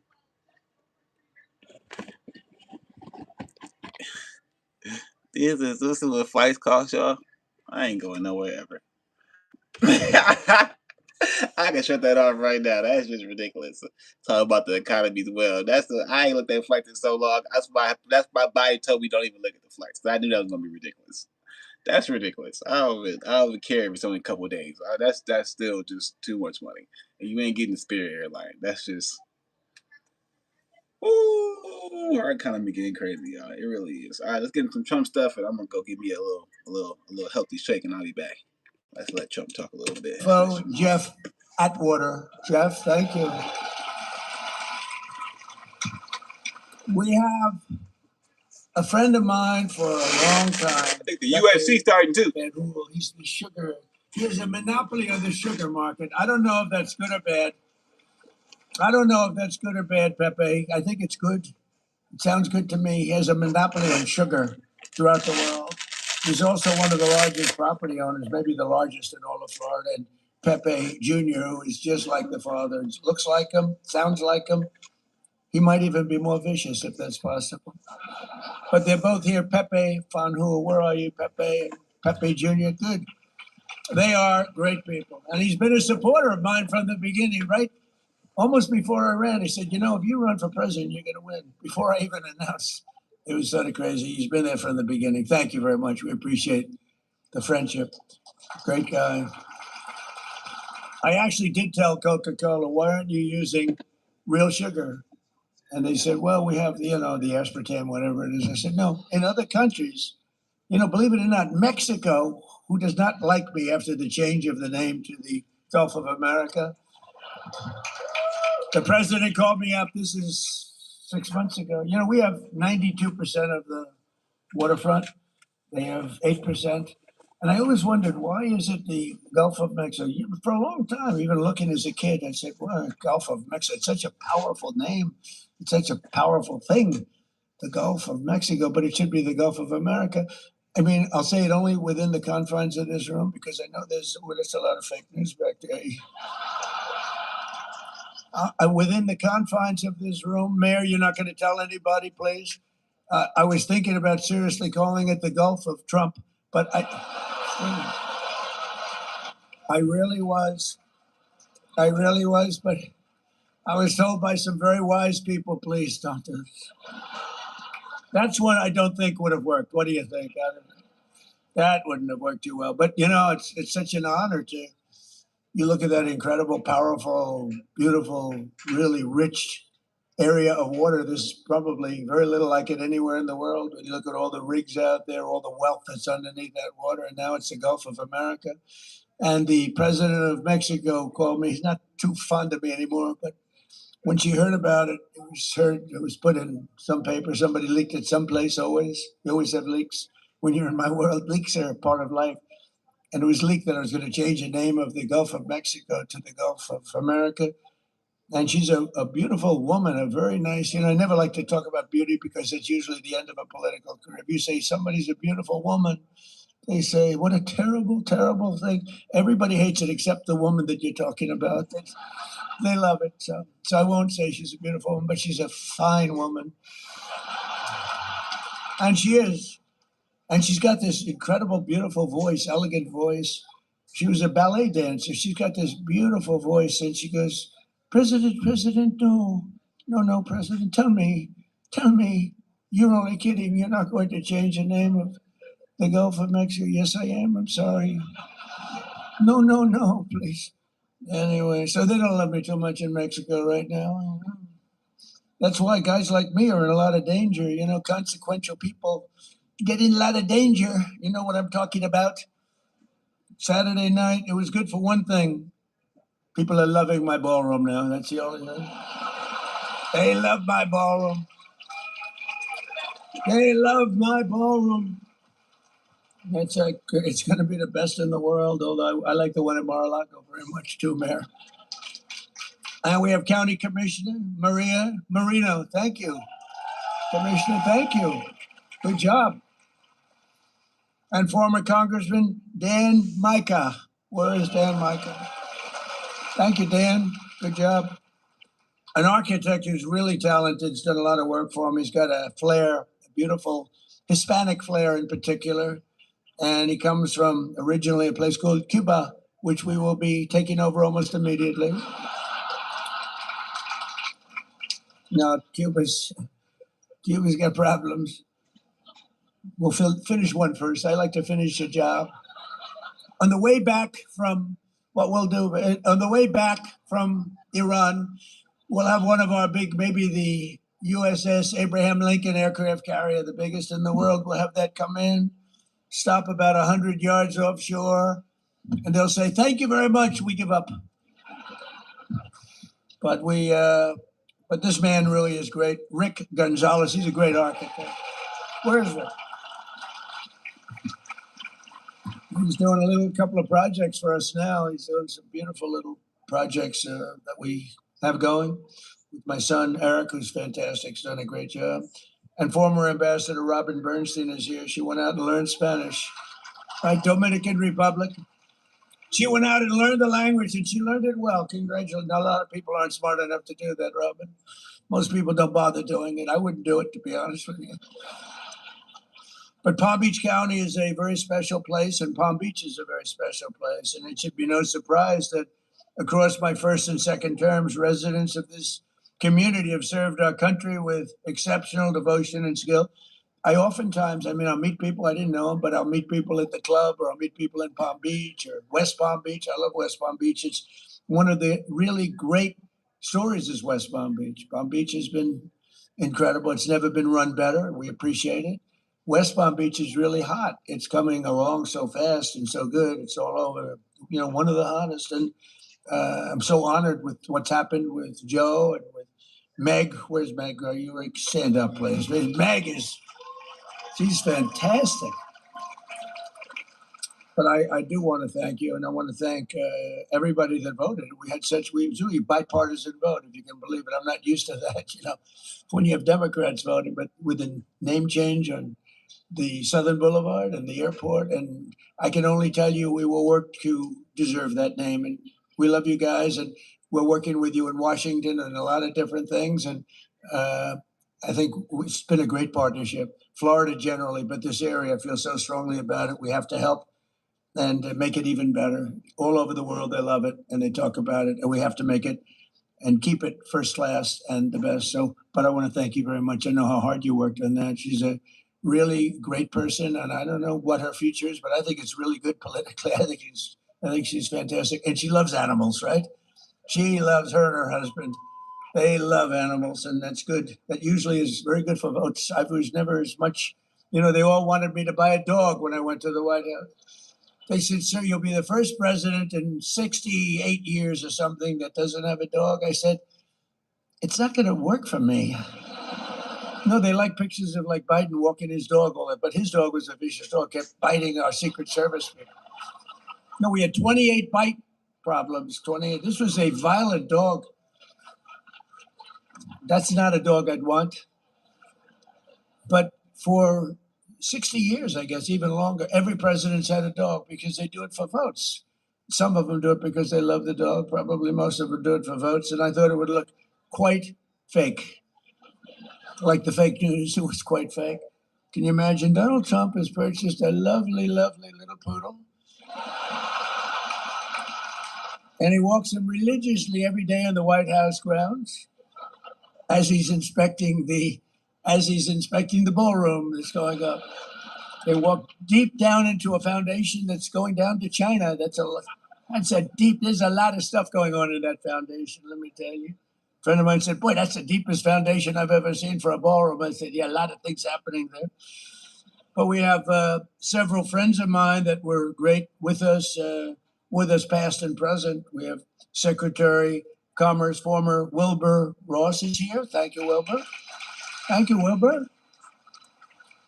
We have former Ambassador Woody Johnson, who's a great guy and you were a great ambassador. We appreciate it, Woody. Great guy and the owner of the Jets and current director of the Federal Housing Finance Agency, a man who has taken the Fannie Mae and Freddie Mac, but Fannie Mae, it's over $1 trillion in value. When I gave it to him, it was not doing well, and he's turned it around, and it's worth over. We're thinking about taking it public, taking a little chunk out of it. So I don't know what the hell we're going to do. It's peanuts compared to the values of, you buy 15 missiles. You take it public, it buys 15 missiles. But Bill Pulte, where are you, Bill? Bill. No, it's true. My first term, I was offered $100 million for that. And I turned it down because the guys that were offering me were very sharp. Two of them are sitting in the room, by the way. They're not happy. But I turned it down because I didn't want to. Did you ever hear of schmuck insurance, right? I didn't want to be a schmuck. I didn't want to have them flip it for $500 million in 2 weeks, which is always a possibility. It's always a little scary, especially in the world of politics. I was with a bank, a very good bank, a very hot banker who's going to the head of one of the biggest banks in the world. And he was also in charge of real estate for the bank. And they had a corner building on 57th and 5th Avenue in New York. And he wanted to sell it. And he made a deal, quick deal. Nobody even knew about it. It was quick. And he sold it for $25 million. And the person that bought it flipped it the following week for $97 million. And that was the end of his job. That was the end of his rise to the chairman of the bank. So I don't want to be in that category. But we kept it. I put Bill Pulte in charge, and I think it's worth over $1 trillion now, right? So we kept it, and we didn't sell it. That's good. That's good. But not only have we lovingly restored they call it the crown jewel of Palm Beach, Mar-a-Lago, but we turned it into what everybody acknowledges. It's the hottest club anywhere in the world. I mean, I hate to say it about my club, but it is truly everybody that's been there. It's the hottest club anywhere in the world. And very importantly, it creates hundreds of jobs and brings thousands of travelers here each year. And then we have all the weddings and all the conventions and the events that we have there are spectacular. And they say it's raised more money as a ballroom. It's raised more money than any other ballroom anywhere in the world for charity. We raise tremendous money for charity. It's every other night you'll see it. They raise it for incredible things. And just as Marjorie Merriweather Post, who with her husband E.F. Hutton, that was a power couple. E.F. Hutton, remember? E.F. Hutton talks, everyone listens, right? He was the number one guy. He's like some of the guys in this room was a long time ago. This was in the early 1920s, roaring 20s. But Marjorie Merriweather Post was married to E.F. Hutton. She was the richest woman in the world.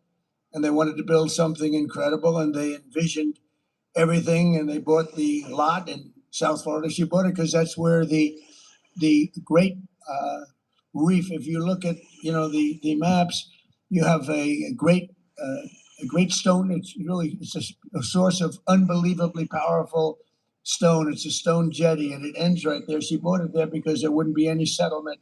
When you built the house on that settlement, it ends right in the backyard, actually. And it's really pretty amazing. She envisioned something really great, and she built Mar-a-Lago along with E.F. Hutton. And at the time, and then you had the Depression, but she wasn't affected by the Depression, and she actually built other sections onto it because she wanted to give people jobs. She did a fantastic job, and she always wanted that to be the Southern White House. And in fact, when she died, she left it to the White House Historical Society, and the late great Jimmy Carter decided that Mar-a-Lago was too expensive for the United States. So fortunately for me, he gave it back to the Historical Society, and I bought it. And we spent a lot of money and made it great. I lived there for a while. Then I said, this is a very big house to live in. And, we had kids, and you have the kids running around the house. You can't find your kids ever. Where are they? Where are they? Which floor are they on? But it's a special place, and it's become a great, great club. And we've had all the foreign leaders, most of them. We had President Xi of China here a few years ago. I'm going to be there in 2 weeks, by the way. That'll be interesting. But it'll be something because, he's amazing. He's an amazing guy. And the trip is going to be a very important trip that I'm making. And we had the late Prime Minister Abe of Japan. He was a fantastic man. He was a great friend of mine. He was assassinated in Japan with probably the only gun in Japan. They don't have guns in Japan at all. This crazy person made a gun and assassinated my friend. He was great. And we've had a lot of the other top leaders of the world at Mar-a-Lago. So good for Palm Beach. It's interesting. They have a lot of secret services. You can imagine. Probably gets even more, but we have a lot. And I have friends that are very rich, very powerful, and they don't complain. They sort of love it because the president is in your community, not me. It's the president of the United States is in your community, and they're so proud of it. I mean, people that are in this room that are very, very substantial, as big as it gets on Wall Street, and they have houses that are beautiful, and they have to go around. They have to go to one bridge or another bridge, or get thrown around like piñatas by the Secret Service. Get the hell out of here. These are people that never get spoken to. The Secret Service, these guys, they don't have a lot of expression. They do a very good job. And the head of one of the biggest banks, the biggest bank, comes in. Sir, move out. What? Move out right now. Come on, let's go. He said, nobody's ever spoken to me. And yet they don't mind. It's crazy. They don't mind. They're honored to have the president, whether it's me or anybody, they're honored to have the president in their community. So it's great. And it also gives you a lot of additional security. You get a lot of freak security. Mayor, I have to tell you, you probably have the safest community in the history of the world, if you want to know the truth. Nobody's coming into Palm Beach to do any robberies, okay? In addition to a really great police group that you have, they work very closely, and the firemen and policemen. We have the ball over, the policeman and firemen's ball, and I think it's become the hottest ball over with John Scarpa and all the people, Tim, all of the people that do it. I think it's the hottest ball, but it's an honor to work with the police. I also based my campaign here on election night in 2024. We had a great victory party just across the street in the convention center, and that was quite an evening. We were waiting for the decision, and it came early, around 9:02, and they said, Donald Trump will be the next president of the United States of America. It was very cool, actually, I thought. And it was right across the street. And then we had some crowd. Joe, you could use a little bit larger convention center, whatever you could do. Get that thing. I know you are. If you're working on it, it gets done. And so it was from Mar-a-Lago. We were there, and then we came over here. We had a tremendous crowd, and we celebrated a tremendous thing. And our country now is just amazing. And we were laughed at and mocked. For 4 years, we were mocked. We were laughed at as being a stupid country. And now we're thought of with great respect, like we haven't been thought of for many, many decades. I want to thank the entire Palm Beach community for the extraordinary support that you've shown me and my family over the years. And I especially want to express my profound gratitude to the recent renamings. I want to just tell you that we have a lot of things in store. I know that a lot of tremendous elements are going to be added to the airport, making it bigger and better. And it's really going to be, I don't think there'll be anything as good as your airport will be anywhere in the country, anywhere in the world. So that's the way I feel, and it's very important. In Washington, they say, "Sir, which airport would you like most to fix up?" I said, "How about Palm Beach?" You know, so you'll be all very happy. And it's right now I own Doral, and right now we have a tournament. I'm so busy, and we have the big Cadillac Championship going on. All the great players, the PGA Tour, and they're there. And yesterday somebody came up, said, "Sir, the tournament is great." I said, "What tournament are you talking about?" "I'm so busy with the Iranians calling, trying to make a good deal, and we're not going to let that happen. But they've got to make a bad deal. But if they make a deal at all, because frankly, maybe we're better off not making a deal at all. Do you want to know the truth? Because we can't let this thing go on. Been going on too long. But under the leadership of Secretary of State Marco Rubio, person from Florida, but we're working hard to bring the 2035 World Expo to Miami, to Florida, and we'll support the jobs. It'll be bringing hundreds of millions of dollars, and it looks like we've got a real good shot. I brought the Olympics here in my first term. I was the one I got the Olympics, and I got the World Cup, both of them, and then the election was rigged. You see that now. How about the Southern Law, Poverty, whatever the hell they call it, where they supported the Ku Klux Klan and all sorts of other things, only to fight the Ku Klux Klan politically. Out there, we are fighting the Ku Klux Klan. They're the ones that are supporting it, giving it hundreds of, and many others, some even worse if that's possible. And now we found out, we got a whole lot of stuff coming. But I got the Olympics and I got the World Cup, and they're coming in now. And, it's interesting how things work out, because I missed my second term the traditional way, right? It was very sad. I had to make a decision what to do. And I said, when I got the Olympics, I said, boy, it's really sad because I got it.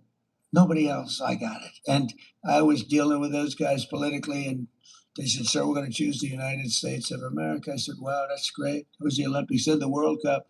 Johnny Infantino, who's the head of it, he's a friend of mine. I said, "Johnny, you got to give us the World Cup." And he gave it to us. The problem was it wasn't in the next 4 years. It was in 6 years and 7 years, so I wouldn't be president. I said, I got the Olympics, I got the World Cup, and I won't be president. And then all of a sudden I realized I am going to be president during the Olympics and the World Cup. It's amazing. And, it's very interesting, though. I tried taking the third because we also have the 250th year. This is a great term when you think about it, with all the things we've done. And on top of that, and then we did the great big beautiful bill with no tax on tips, no tax on Social Security, no tax on overtime, all sorts of things. It's turning out to be very popular. People are now understanding it. But when I got these, I said 250 years. Okay, I got the Olympics, I got the World Cup. Maybe I can also claim the 250-year thing that I got that too. So I tried. I said, I also got 250 years. And they said, "Sir, you didn't get 200 with 250. Okay, well, I gave up. So I gave up on that one. But we're having an unbelievable celebration. And in fact, on June 14th, not so far away, the UFC is going to have, I think it's most exciting. I've been involved in a lot of events. I've given it a lot of tickets. I've sold a lot of tickets to things. I don't think I've ever had anything. This is going to be wild. We have a 5,000 seat arena being built right opposite the front door of the White House for the 250th. And that's going to be June 14th, which is my birthday, which is absolutely, Flag Day. But and that's a coincidence. It is not, I didn't do that. It just worked out that way. It is actually true, I swear. I did not do it. It worked out that way. But it's June 14th. At least it's easy to remember. And they're building, it's going to be a Sunday night, and it's going to be on CBS. And then they're having, that'll be a 5,000 seat like arena. That's going to be sort of a one that they put up. UFC, Dana White, the great Dana White, he's fantastic. And then they're having anywhere from 75 to 100,000 people in the park. The right across from the White House is a beautiful circular park ellipse, and that's going to be having thousands and thousands of people. And they have 8 massive screens being built, and people are going to be able. There's no charge to anybody; everything's free, and it's going to be something really fantastic. And the biggest problem I have is the 5,000 seater. I have everybody that wants tickets, but it's one of the hottest things. And then we have the IndyCar. As you know, they're doing a race. Roger Penske, and he said, I've come to Washington 142 times over the years trying to get an IndyCar race in Washington around the Capitol. He said, and I've never been able to do it. And then I gave it one last chance, and I saw my friend Donald Trump, president, and in a half an hour, I had the whole deal done. We made a deal. So they're going to be, it's a little bit like the airport, right? And in literally, it's going to be great. In half an hour, he got the deal done. He's so happy. Roger's incredible. He's won 20 Indianapolis 500s. I gave him the Presidential Medal of Freedom. I said, it's amazing. These countries, Germany, Japan, they spend billions of dollars on cars trying to win the Indianapolis 500. And, they rarely do it. I don't know if they've ever done it, but they rarely do it. They spend all this money. Roger Penske's won it 20 times. So needless to say, he's quite good in the automotive division. I mean, the guy is amazing. He's won 20 Indianapolis 500. It's not even believable. So I gave him the award when he won his 18th. I said, Roger, I'm going to give you the Presidential Medal of Freedom. What you've done is amazing. And since then, he's won 2 more. I don't know what. Trump been talking, huh? I heard him talking up there. I had to make my health shake, my little health shake. I was talking to y'all about health a couple days ago. Told you I do a little shake in the morning, and then we do some protein. So I just kind of wanted to go ahead and show y'all. I made an extra thing today. It kind of looked like an Oreo McFlurry or something delicious, like a delicious one, but it's not. It got pumpkin seeds in it, frozen strawberries, blueberries, cayenne pepper, ginger, cinnamon, cacao.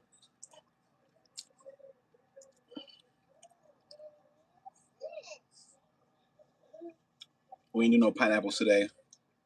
Yeah. AG1 ISO pure protein powder. I made it real thick today. It's delicious.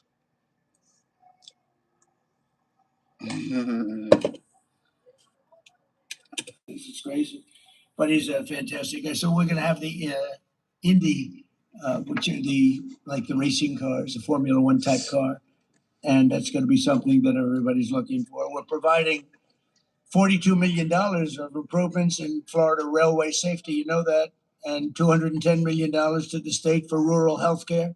And we delivered more than $2 billion in federal funding for the Army Corps of Engineers to dramatically speed up the restoration of the Florida Everglades and Lake Okeechobee, which is now being done, right? We're doing that. A lot of it's been done. I got it done in my first term, but we're adding to it Okeechobee and, all the things that benefit you. And today we delivered a huge win for our great fishermen and anglers in the state. And we have any fishers? I don't think this is a fishing room. I gave this statement a little while ago in the villages, and the place went crazy. I don't think there's any fishermen here.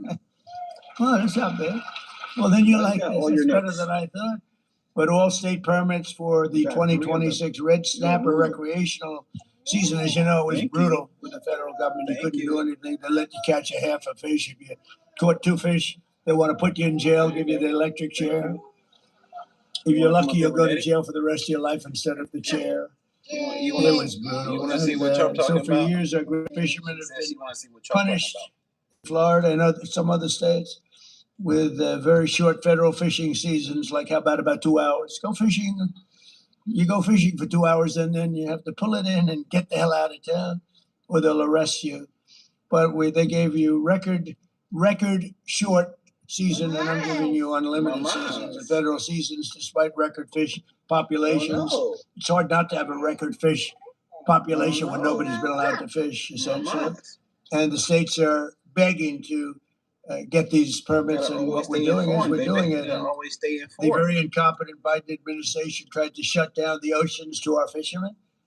And that, look, the ocean's a big place. It's a big place. But we love and respect our fishermen and all of those people that love that sport and love it. And so I'm very happy to announce that we just spoke with NOAA. That's your big group that does all of the work on regulation.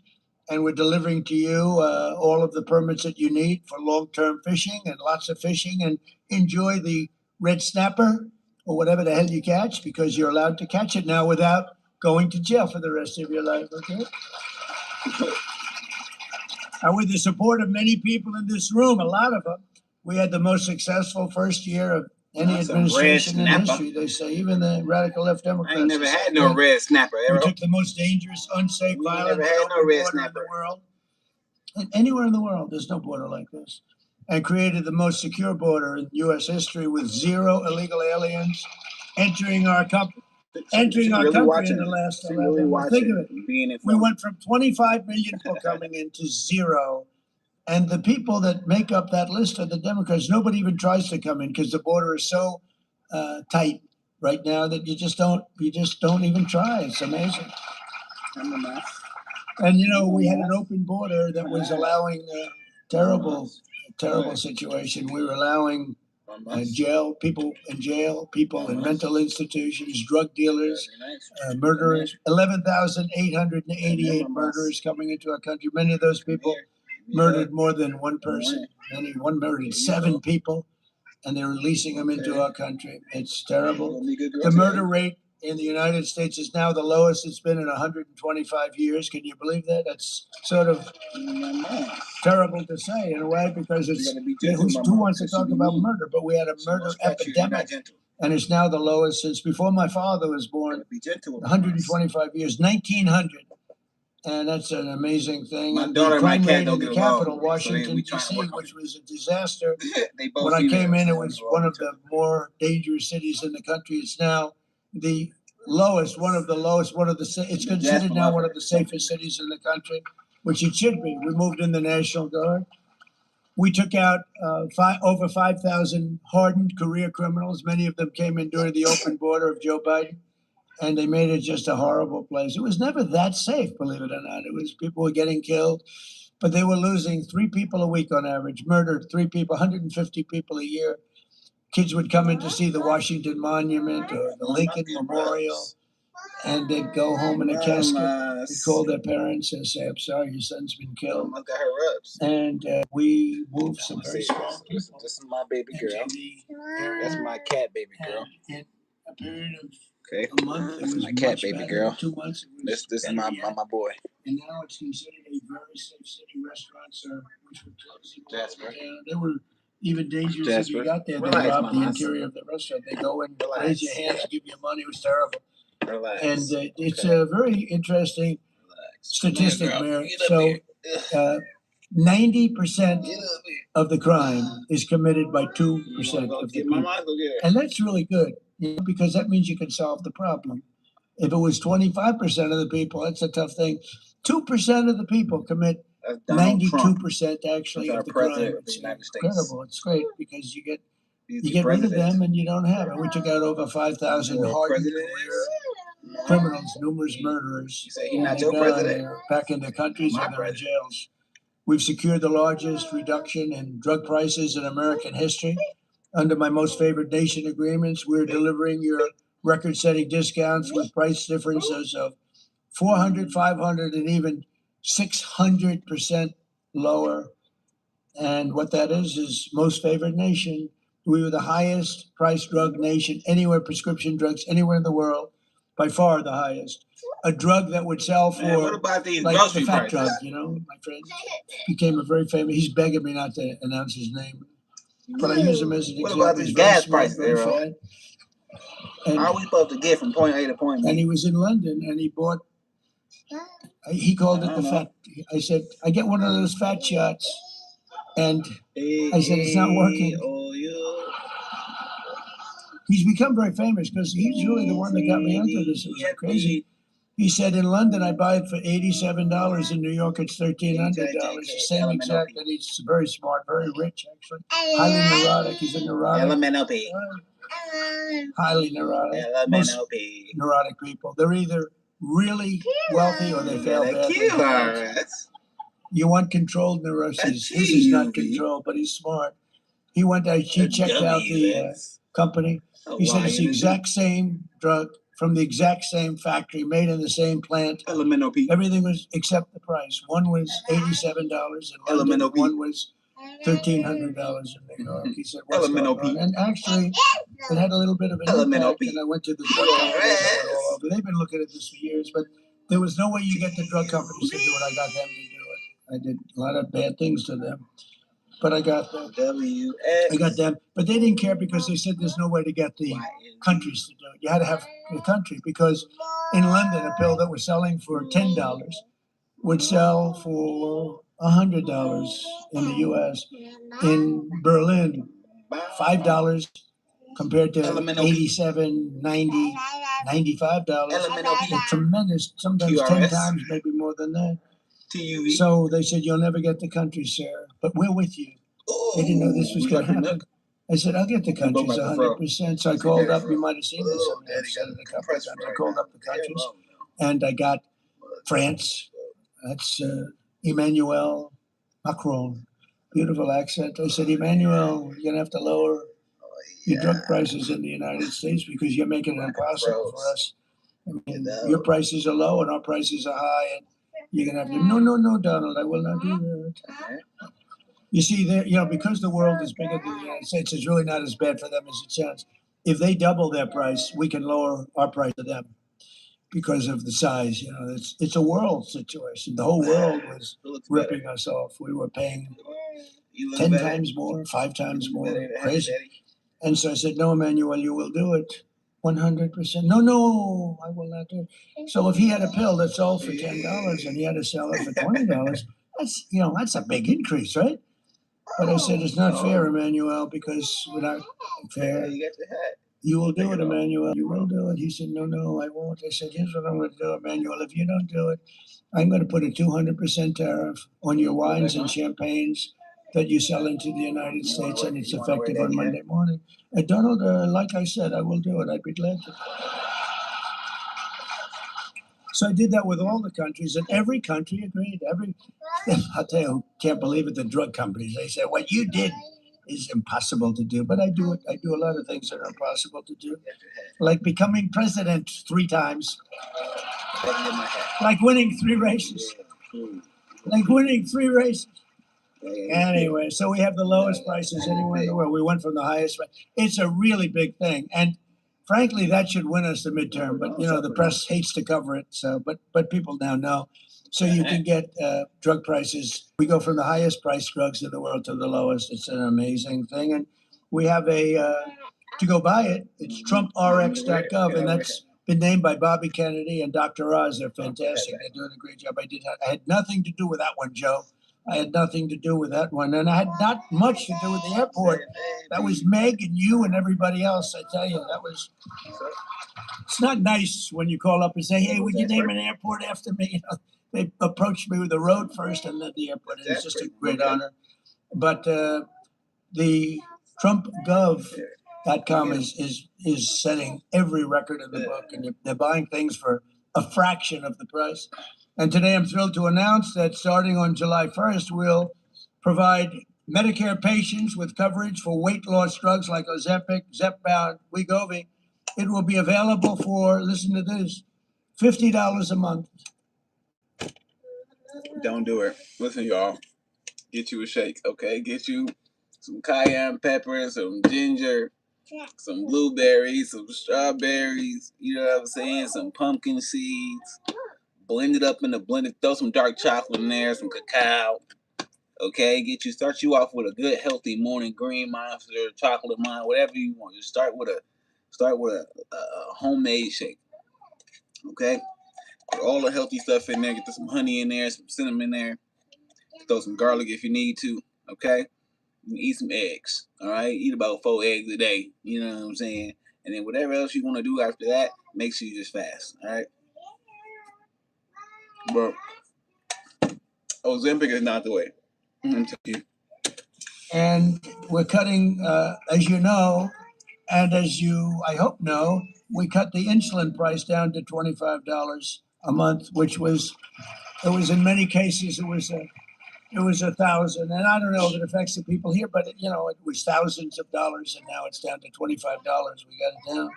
I did that really in my first term. It was terrible because I did it in the third year of my first term. I got it down to $25. And then they told me, sir, it will take statutorily, it'll take 2 years, one of those deals. It'll take 2 years before it can go to that price. I said, I better win the election. If somebody else wins the election, they're going to take credit for the insulin. And lo and behold, we had some problems with the election. A disgraceful thing. Keep dropping your nuts. And I saw Biden up there. We have a $25 insulin. I said, I did that. Can you believe it? I was seething. I was not a happy person.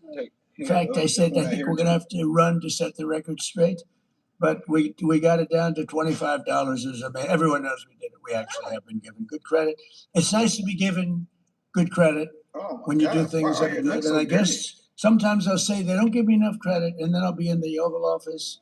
It's beautiful, most powerful, most incredible office in the world. People walk in and they say, wow, the biggest people in the world. Even the Queen the other day, she walked in with King Charles, Camilla. She said, wow, this is the Oval Office. I said, when the Queen of England says that, it's very cool. But people do, the biggest business people, the biggest politicians.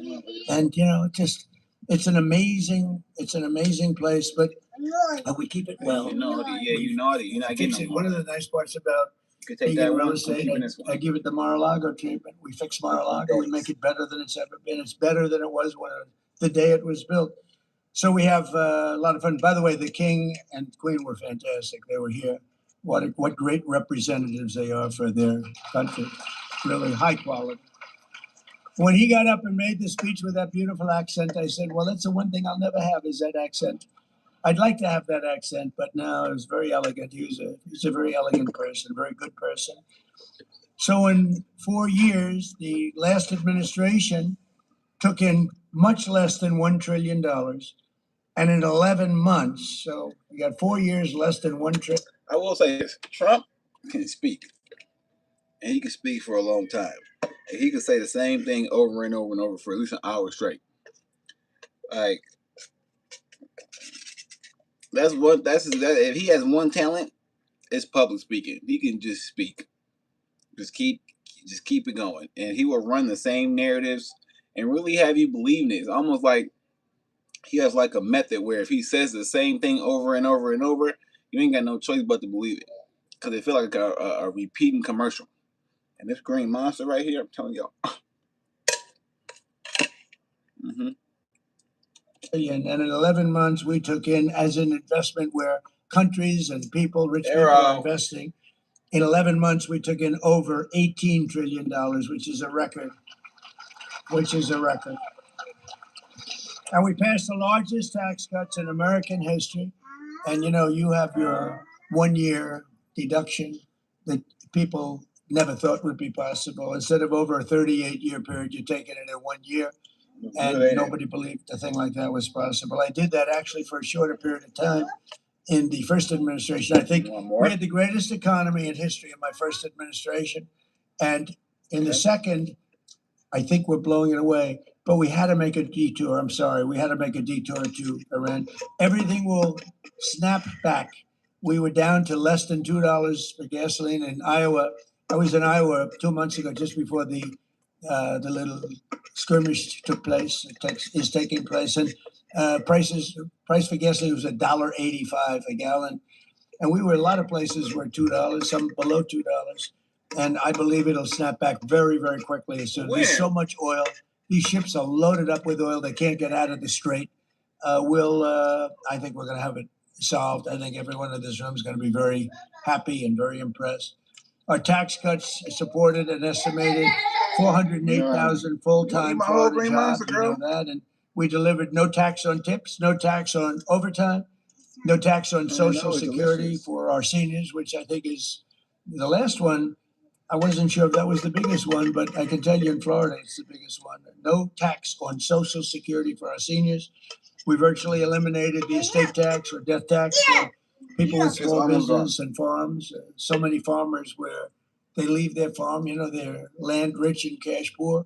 They have a farm that's of value. They leave it to their children, their great children who they love so much. If they don't love their children, I say don't bother. It's nothing much. But if you do, if you want to leave your farm or your small business to your children, we have no estate tax. You know, we have, they call it death tax. That's what it is.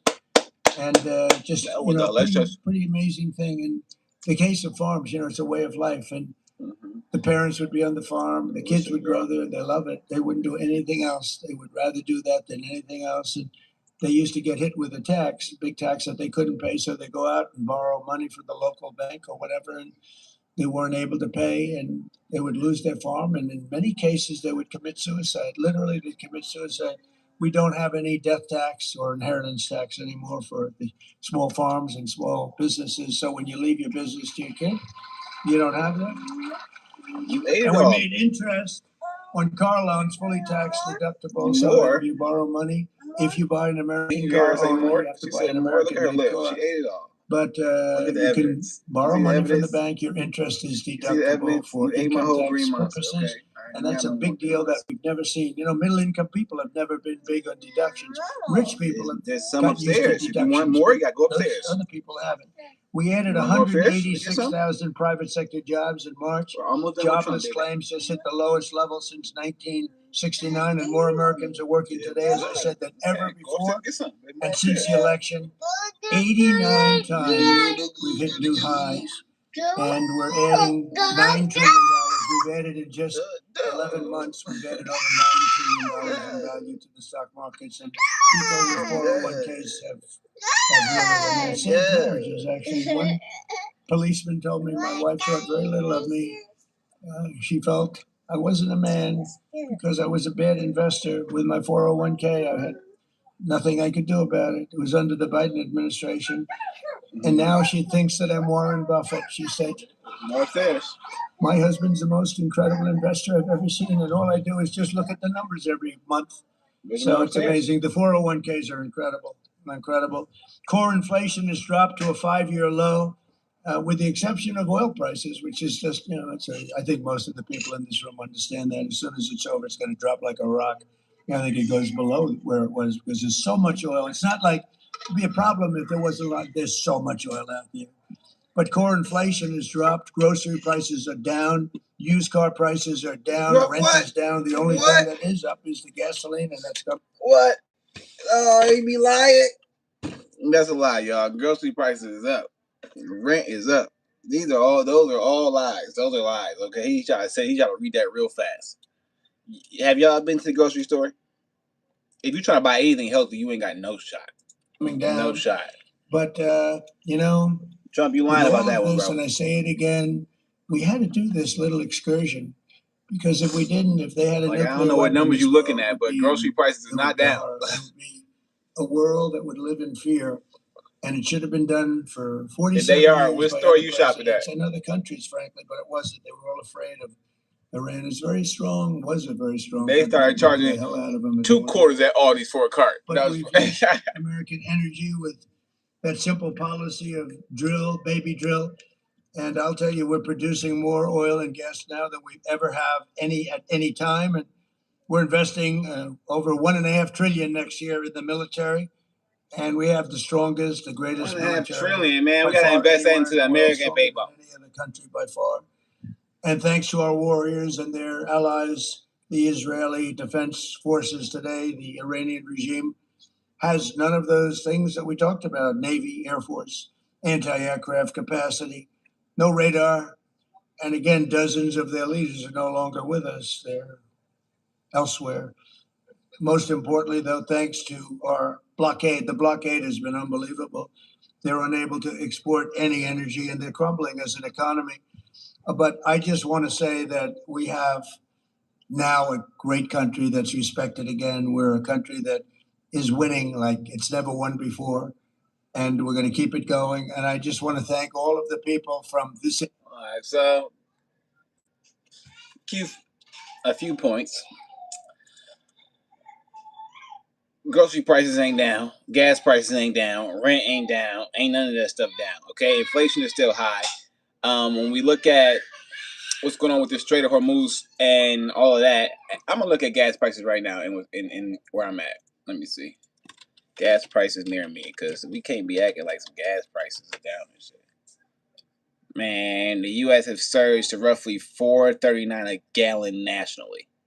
That's a national average. Let me see gas prices near me. Spirit Airlines Shutdown. $4.50, $4.48. The cheapest I see right now is $4.28. The cheapest I could find. But everything else is $4.48, $4.50, $4.50. Look, this is in Wisconsin. We ain't used to this. So I don't know what he's talking about, but it ain't looking good. Not with that gas. Not with none of that. I don't think things are gonna get better. We just looked and saw that Spirit Airlines just wanted to magically close their doors and shut down. So there's no more Spirit Airlines. All done. You go to the website, no more Spirit Airlines. If you work for Spirit Airlines, you better call and make sure you're gonna get your last check. You better make sure you get your last check. Okay, if you got a flight booked for some time in the future, you better call right now. They got toll-free numbers and an email address. You better be calling right now. You better hope you get your refund. They saying call your credit card company and call your other people because they don't know if they gonna be. They ain't got nobody to even talk to you. They ain't got no money to even have nobody to even talk to you to give you a refund. So Spirit Airlines is closed. They talk about the teacher shortage. It's getting crazy out here. I don't know what we were talking about, but things ain't doing well. Things ain't going too well. But let's leave it on a lighter note. The playoffs is getting just popping with the NBA. This Cavaliers Raptors game was amazing. To force a game 7, that game was amazing. We got some game 7s coming up, babe. We got some game 7s coming up, baby, but not for the King. Not for LeBron James. Not for the King. I don't care what nobody say. You 41 years old, bro, and you win playoff series. I don't know no other 41-year-old person doing that. Y'all can go ahead. I don't know leading the team, because you got to lead the team the whole series, because you ain't got Luka. And Austin Reeves came back, and one of the games came back looking like he should have been in the G League or lesser than that. You ain't about to tell me LeBron James ain't the GOAT. You just crazy, okay? He putting up crazy numbers for his age. He putting up crazy numbers for not his age. He's just putting up crazy numbers in general. He putting up at numbers that he normally put up. 28, 8, and 8. You know what I'm saying? 28, 8, and 8. That's a LeBron James game. You know what I'm saying? That's the standard. 28, 8, and 8.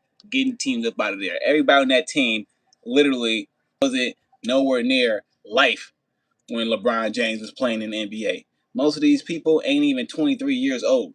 LeBron James been in the league for 23 years. They got people on that team that's not even 23 years old.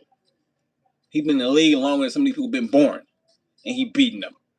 Y'all got to understand that. You got to understand the gravity, the magnitude of that. Like, some of y'all just be longevity. Longevity only makes sense if the person is scrub. But if you putting up 28 and 8, that means you the GOAT. I don't know what y'all talking about 23 years. You stupid. You got to be goofy. I don't know how y'all holding on to nobody else. You could talk about somebody peak if you want to. He played better for 3 years. He played better for 6 years. I don't want to hear none of that. Show me a nice long little lifespan of greatness. Bro got a lifespan of greatness. Come on, people drunk. They drunk. Hey, listen, it's go James or nothing. Y'all can choose who y'all want to choose. Jeff, what the hell you doing over there? My cat doing something crazy. Y'all can choose who I want to choose the best player, but I'm choosing LeBron Go game. Just that simple. All right, y'all. It's your boy Leroy Mitchell. Been on here for a long time. I'm about to watch the UFC. UFC is on right now. If you want to watch that, go ahead and watch that on Paramount Plus. I'm about to watch it because the main event gonna be popping. Until tomorrow. Deuces. Leave y'all with some music though. You know what I'm saying? Hey, if you want to chat, you gotta join the membership program or hit us with a super like or something like that. That's how we doing that moving forward. Because I'm just feeling a little paranoid now. You know what I'm saying? I don't trust nobody. You're the sweetest thing. Yeah, I know. I have ever known. It's your boy Leroy Mitchell. I'm feeling good, young, vibrant, confident. But I'm feeling a little paranoid too. I'm getting cash money and I ain't talking wheezy. Smoking good gas got me feeling a little wheezy. I keep a sexy little freak and she always tease me, but she knows how to finish and appease me. Niggas be tight in the end like Jeremy Shockey, but forget they checked you with a cold shoulder like they playing hockey. It's hard to celebrate in my city like Big Poppy. Niggas try to pop me down. Yeah, I'm feeling paranoid. I'm feeling paranoid. I'm feeling paranoid. Them niggas try to get your boy. I'm feeling paranoid. All right, y'all. Deuces. Catch y'all tomorrow. Thanks for watching.